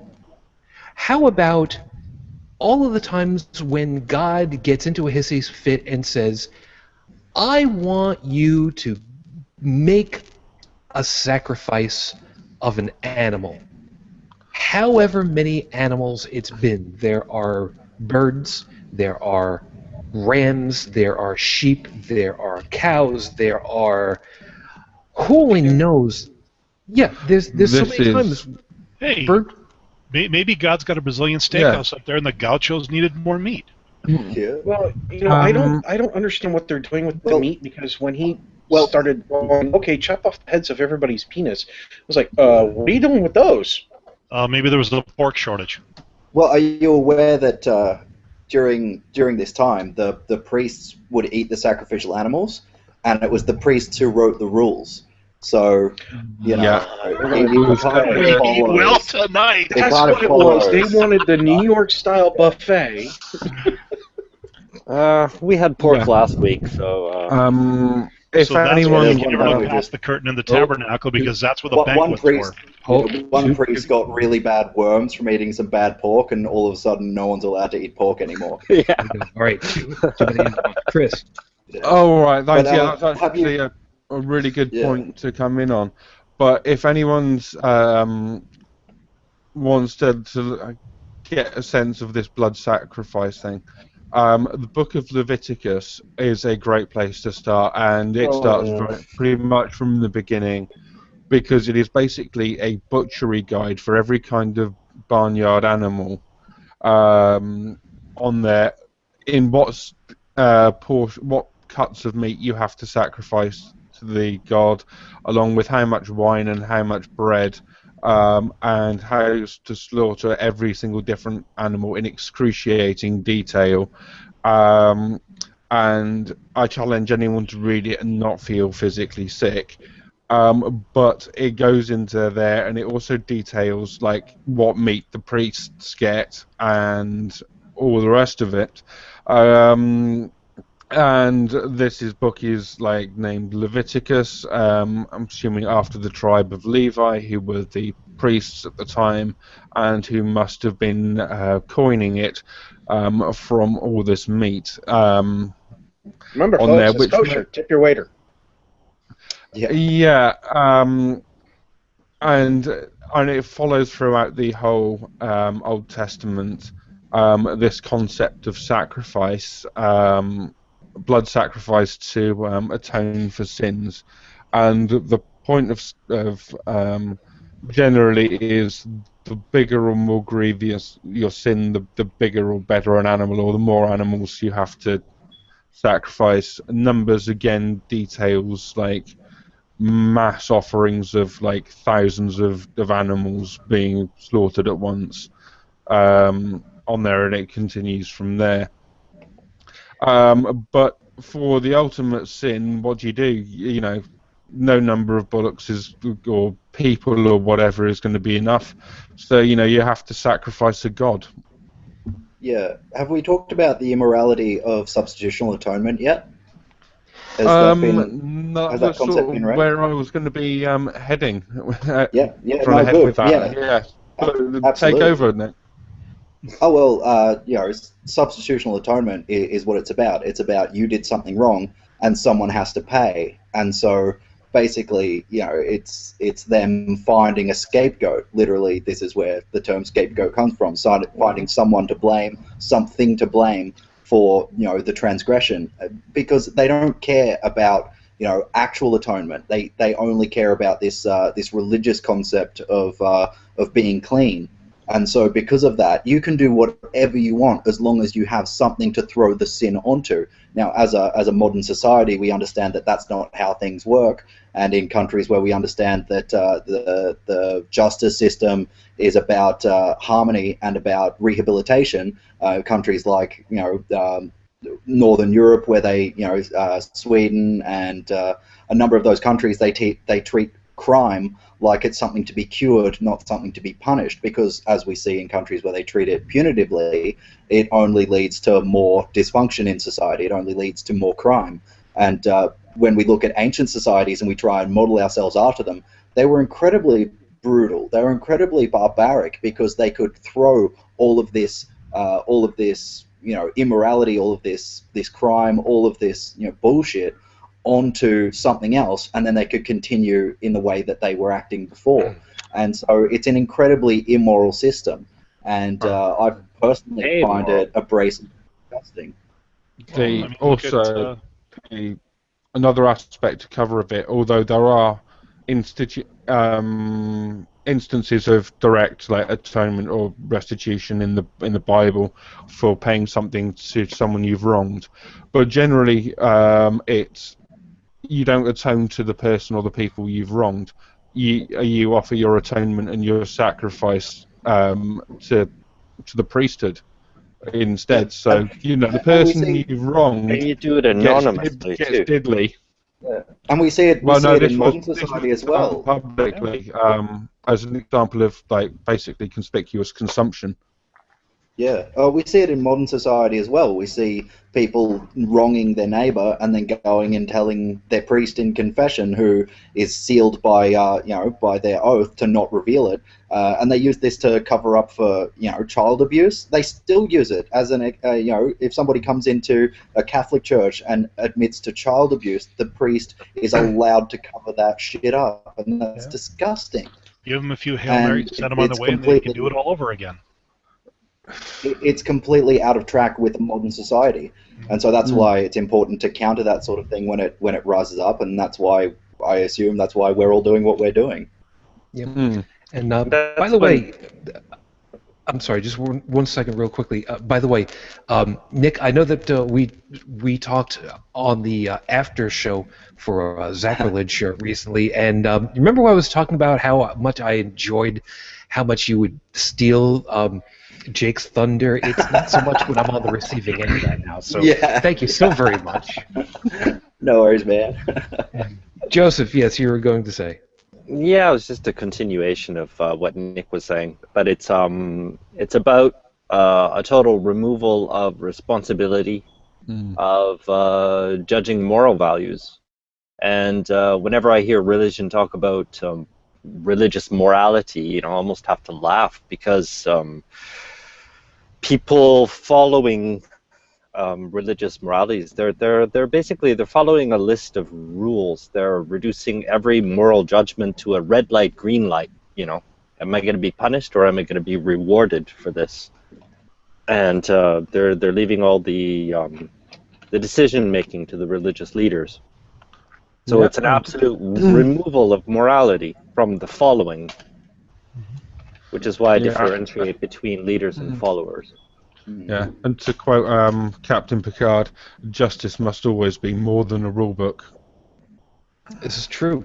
This is very, very, very true. That's why they constantly broke the Prime Directive. Yes. Now, we're getting pretty close That, and they to, wouldn't have a show otherwise. Yeah. True enough. All right. Like I said, we're getting pretty close on to wrapping up. Nick, I'm going to save you for the last so that you've got an opportunity to hear out what everybody else has got. But to finish this out, as far as to what folks want to say, as far as to this, whether Easter specifically or the idea of the immorality, the how wrong it is, or the bloodlust, or whatever. I'm going to kind of open it up for you guys for however you'd like to close out with. Dallin, I'm going to start over with you first, only because you've had the least to say at the very end of this all so far.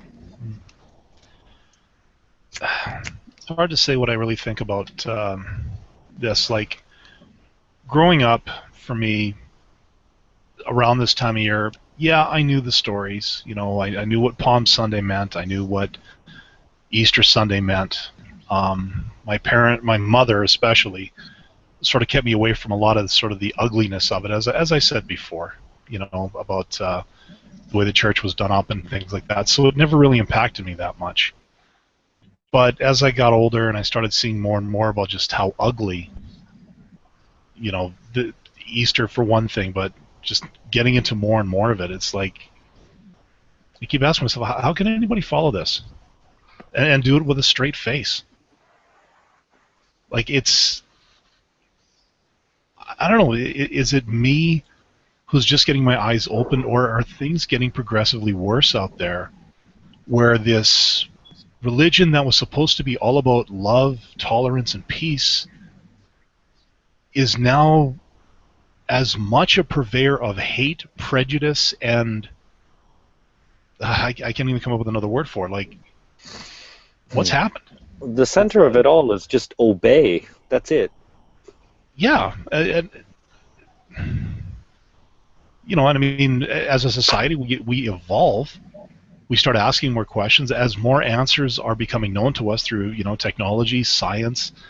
We've dated back to, very close to the Big Bang. Like, we've got back as far mathematically as we can. we've got models projected as to, how the universe may potentially end. These are great achievements, and I don't know, maybe that's as long as our knowledge progresses, they're going to have more. Religion does not want to be questioned at all. So the more knowledge we have, the more radical they're going to become. Yeah, I guess I just was sort of. It kind of breaks my heart, really. They should have just recognized that their time has come and it's time to move on. But no, they're getting desperate, I guess, and that's why we're seeing what we're seeing. But it just makes me shake my head. I'd just like to throw in just briefly. I know you'll get to me. As a society, as we move away from this thing, it brings out the extremists. So as people become more secular and as society becomes more secular, the religions do become desperate. And so that's why we see increases in hate, increases in the hardline versions of religions. And it's a sign of the times. It's a sign that it's going away. And so it doesn't need to be as depressing as you're obviously feeling right now, and I share that feeling with you when I see it. But things are getting better. Let's just hope that collectively we can all put on that big steel-toed size 14 and give it the final kick in the keister that it really deserves. Yeah. Joseph, I'll go ahead and I'll hit you at this point. Where would you like to finish off with for tonight? Oh, I think we pretty well covered everything. I don't really have anything to add, nothing to plug.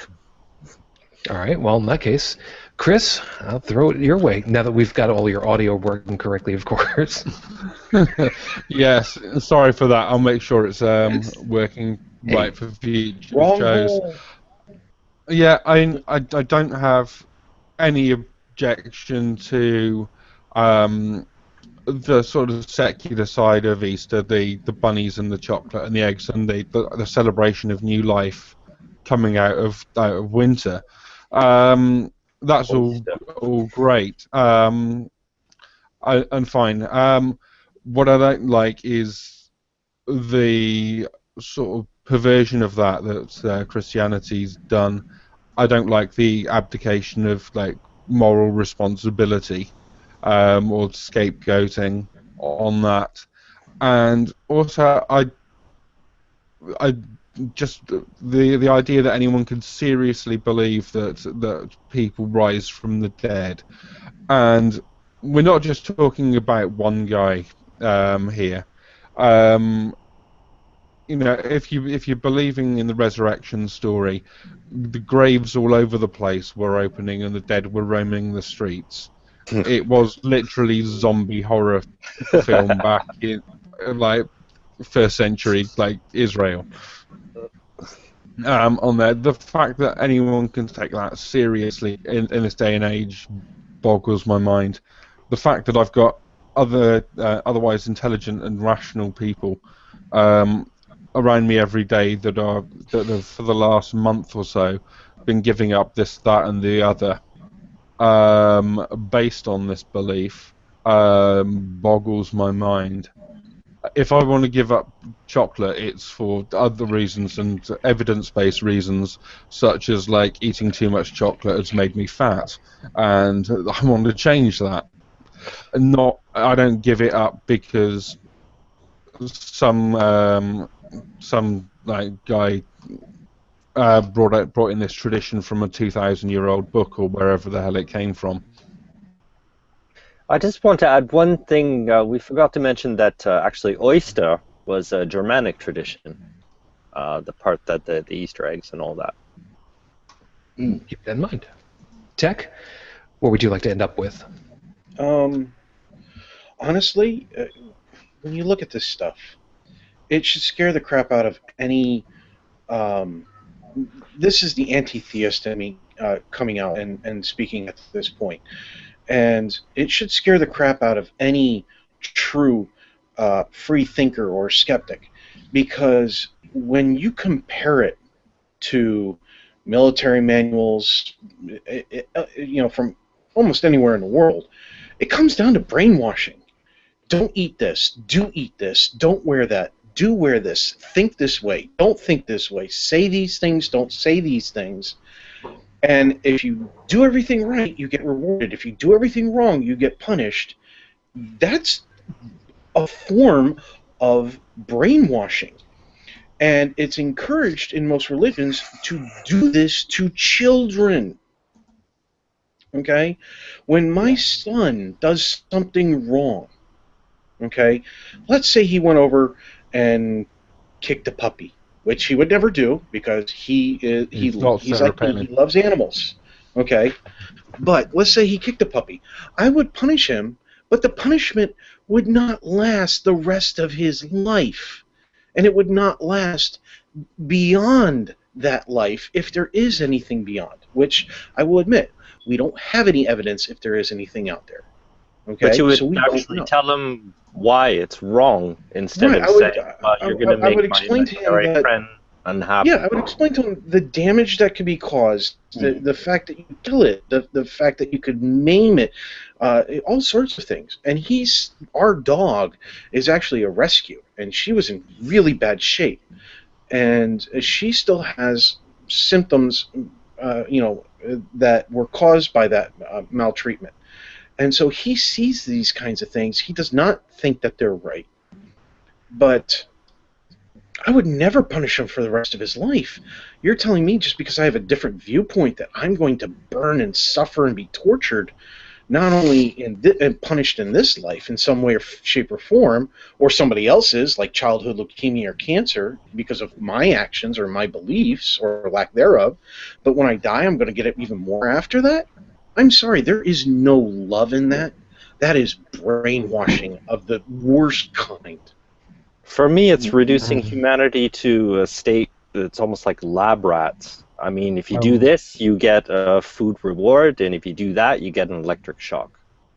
I mean, honestly, if I was a roboticist, if I was an engineer who created robots, and I created 1,000,000 tiny little machines about the size of a soda cap, and I put them all in a room, and I showed you this, and then I saw one of these little soda bottle robots do one thing that they weren't programmed to do, and I went out and I smashed every single one of them. Then I rebuilt them and I smashed them all again. You would think that I was absolutely off my rocker. We'll keep it like that. Nick, where would you like to close for yourself? Okay. I'd like to close by we talked on the immorality of substitutional atonement and how religion doesn't actually put in a good system of morality for society, especially the modern world that we all want to live in, one of peace and harmony between people. And I believe that secular morality is the way that we get there, understanding that our actions influence one another. What we do isn't less important because there isn't an eternal punishment or reward. It's more important because this is all that we have.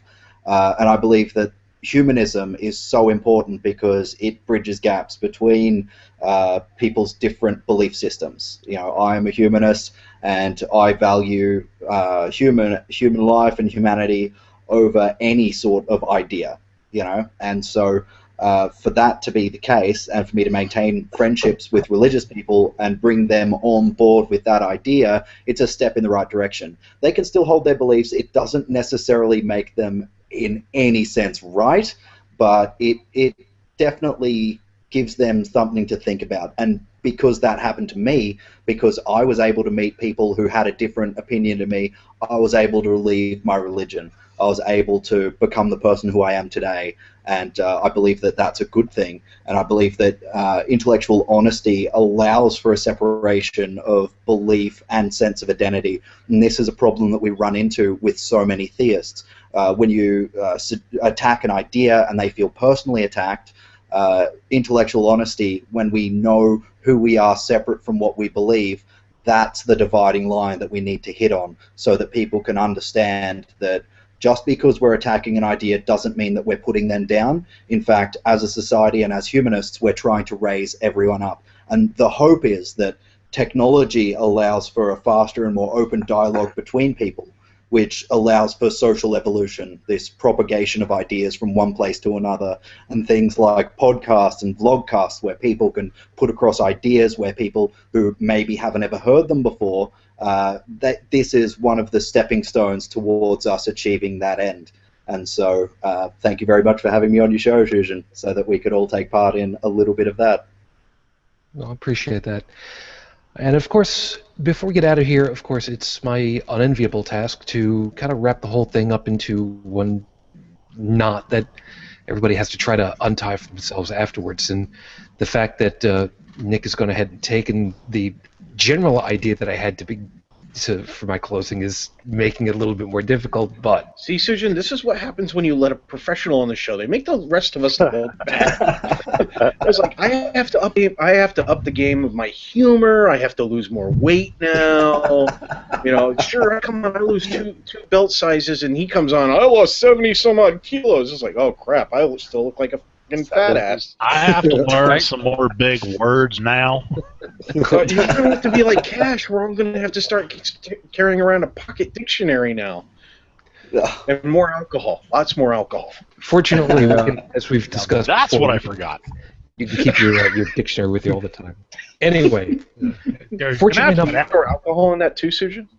you'd be surprised. Untapped. Powdered. The piece that I can wrap the whole thing up with is this.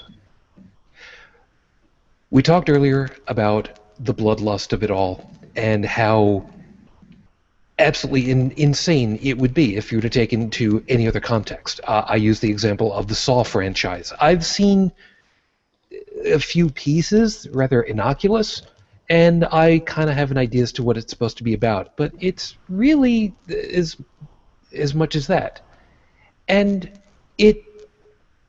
it's film, it's make-believe, it's special effects, it's the next generation of using Hershey's syrup for blood, fake blood. And I don't want to see that because it's an incredibly visceral reaction for me for horror and torture porn movies. I don't want to see that, and I know it's fake. I can make the differentiation between what's reality and what isn't. And I can look at stuff in a book and realize, it's just a book. And yeah, I'm making those films for myself in my own brain because, we do that. But I can still read about a lightsaber battle and, all right, a hand gets cut off, is cauterized instantly, it hurts. Okay, I get that. I don't necessarily believe that it's a good thing. Does that make that Luke a better person? No. He's still a person. Fictional, but still a person. So, what is the point of all of the blood? I mean, really, if you want to completely set aside the fact that it's not that much because, it's not portrayed that way, okay. But your God has got a lot of blood on his hands. I mean, a lot of blood. And you could go along through the Old Testament, you can go through all of the different groups that were slaughtered because they were in the wrong plot of land. Or you could go along with the whole thing of, look, we're going to have a peace treaty. Just go ahead and lop off a piece of your foreskin and then everything will be fine. Oh, just kidding. We're just going to slaughter you while you're all doubled over in pain because you thought that peace was good. You could go ahead and try to ignore he was picking up sticks on the Sabbath. What are we going to do with him? Oh, you know what? We'll just take those sticks and we'll just kill him with them. That's good. That's what we need. Oh, how about we just drown everything? Just drown everything. So it could be blood. It could be sap. It could be whatever passes for blood incrustations. Old Bay. No, it doesn't really much matter because crustaceans are wrong. They're an abomination in God's eyes anyway. But why? What's so special about blood? Why does blood need to be spilt? I mean, we've seen and we've heard about the humors, and blood is one of the special fluids of the body, of life. Why should this be such a big deal? Why does it need to be done? That's the big question on these shows. Why? It's a threat. Yeah, and really, does it make any sense? If you've got all the power of everything, why do you need somebody else's blood? Why do you need any? Pouring blood on something doesn't make it clean. No, it's good to cook with when you're cooking a steak. And Shujin, I know we're closing out, but I'll try and be really brief. You made the point about reading the books, and this is something I definitely encourage people to do. Is if you're basing your decisions or your worldview or your beliefs on a book, or or a tradition derived from a scripture, a holy book, whatever.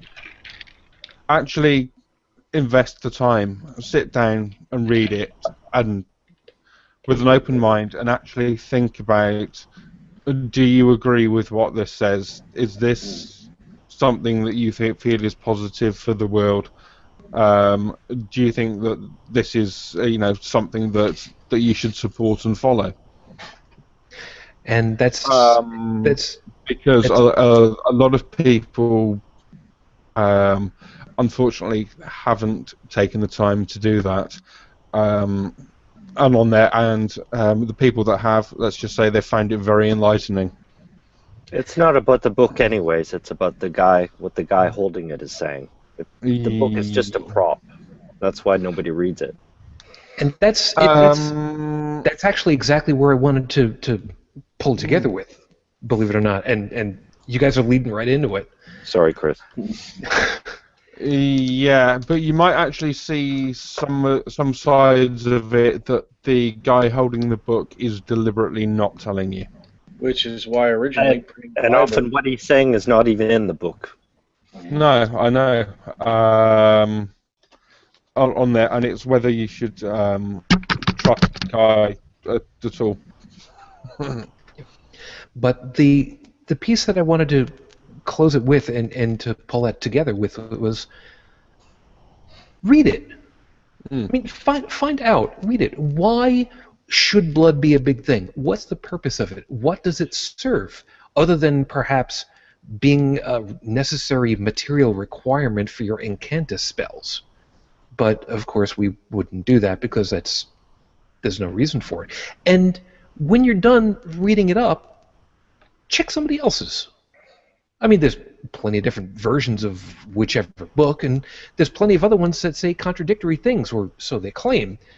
And if you really want to understand it, maybe, just maybe, what you should do is try to figure out what everybody else is saying.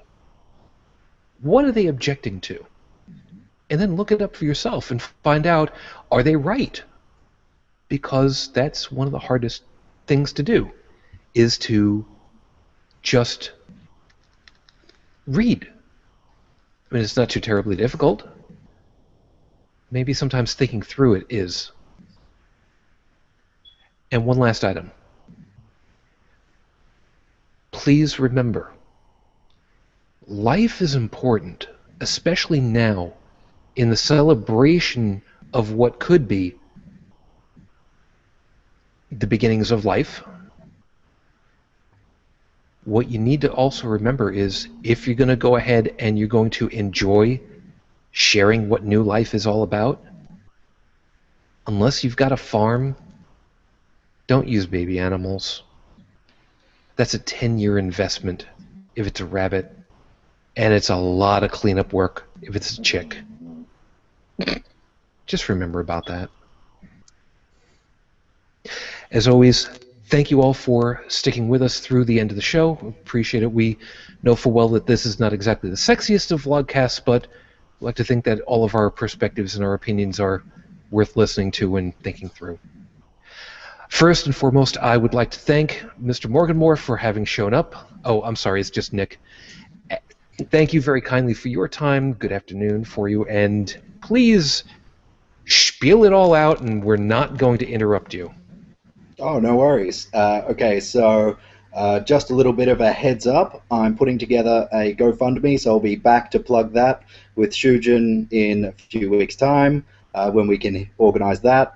So, if you want to see me do some comedy, if you want to hear me speak and see my moustache in the flesh, then give along to that, because I want to make it around to meet everyone who wants to meet me. And also, you can listen to me twice a week on the Imaginary Friends Show.com podcast. You can like my Facebook page. It's Nick Morganmore, comedian, on the Facebook page. And you can also follow me on Twitter, at Nick Morganmore. That's my name. Had to be done. By the way, question: when you're plugging Shujin, will there be video of this? Cue the face palm. Yeah. It will, but it won't be on YouTube. It'll be on RedTube, probably. Well, this is going to be like one of those stages on the GoFundMe, right? If you reach this point, there's going to be video, and if you reach this point, you'll be able to operate the camera. Yep, absolutely. Absolutely. Exactly. It's good nothing to do with this whatsoever. Not a goddamn thing with I think I just destroyed Dallin's brain. it. Could be. In all seriousness, No, Nick, just I don't have any way to destroy my liver tonight currently. in all seriousness, Nick, thank you very, very kindly. I really do appreciate it, and I hope that you have yourself a fun and wonderful afternoon. Thank you very much, and you as well. Enjoy your evening. Okay. Joseph, thank you very kindly, and good morning over to you. Yeah, thanks. And you have a great evening. Okay. Chris, thank you, of course, and good morning for you. Good morning for you, Shujin, and great to be here again. Nothing really to plug here on there, so back to you. Okay. Tech, thank you very kindly, and you have yourself a good morning too. Absolutely. Everybody have a great weekend, the remainder of it. Nick, wonderful having you on. I know where I need to do some improvements on myself. And you actually do have things to plug. Now you know which ports not to plug into. Absolutely. Exactly. All right, in the meantime, everybody have a great week. Okay. And Dallin, of course, thank you very kindly, and actually, it is still good night for you, isn't it? No, we just roll over into the morning. Okay, I gotta get used to this whole thing. Good morning. Yeah. Plug all the things. Yeah. What have I really got to There plug? is. We have time. Oh, shut up! I don't have that much. I got one thing, and it's not even related to any of this. Yeah, actually, tomorrow, later on today after I get some sleep, it's back to the recording studio to finish off, hopefully, this little podcast novel project that I've been working on for way too freaking long. Anybody who's interested, you can check it out. It's at outcastnovel.yo5.ca. Hopefully, I can get everything to a stage where it should be done soon. Seems every time I plan to, something comes up, but we'll keep trying. Well, Dallin, after you finish Outcast, are you looking to do anything else? Are there going to be sort of further projects in the work? Well, there's already a sequel in the works because of where this one's going to be left off. Spoilers, it's going to be a cliff. So yeah, there's a few books that go in that way, but also my actual writing career might be taking off here. Within the next week, I find out if this one submission I had to an anthology will be accepted. That actually turns me into finally a published author. So, and Awesome. that puts me onto a track. Well, actually, Nick, I'm part of a writing group that meets every week.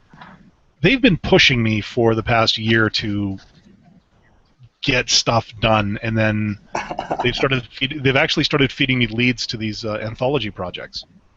Where you go, it's not lucrative, but it gets your name out there. And really, at this point, that's really all I want. I mean, it's all fiction, kind of like the Bible, but just not as much PR. Yeah. Oh, dude, good luck. I really hope it goes well for you. Add me on things and let me know how it all goes. Oh, believe me, I'll get you added on Twitter, and then you're going to see this. If it happens, you're going to see this gigantic 140 characters times 3 squee of joy when I get the acceptance letter. So I hope I can retweet that, man. I really look forward to hitting retweet on that. like I said, I should know this week. The actual publication date for the anthology is sometime September. but there's another one that I'm working on that might come out in August. So I'm got my work cut out for me. Excellent. All right, and of course, everyone, thank you very much for your time. If you would like to get in touch with us for any reason, for every reason, I still have the list over here. I haven't memorized it yet. You can check out the webpage, which, yes, I know, Dallin and I still have to set up a schedule so that we can actually get things working, because there's a lot yet to be done. You can follow it over at holycrapthevlogcast.com. If you'd like to send some information our way, it would be podcast@holycrapthevlogcast.com. The voicemail is still up and running, even though nobody uses it. Dallin, you remember what those days were like, don't you? The phone number is Send it fax. 859-HCTV 554. Again, 859-4288-554. On Twitter, yeah, I just got to keep this straight for myself. On Twitter, it's @HolyCrapTV.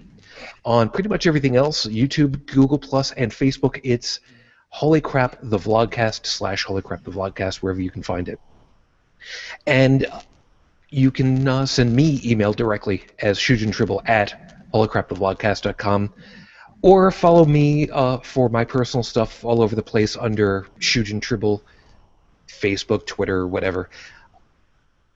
Thank you guys so very much. I have a project that is going to be coming up in May that I'm very proud to say that I'm realizing how many friends I've actually got, because I've put out the unofficial word on it, and I've gotten a lot of interest from folks that will hopefully help me out with it. And Nick has already said that he's kind of looking forward, kind of hoping to be able to help a little bit later. So thank you on that. As always, everyone, please stay safe. We look forward to seeing you guys in the near future. Next week, and I did say that I had a surprise for you guys.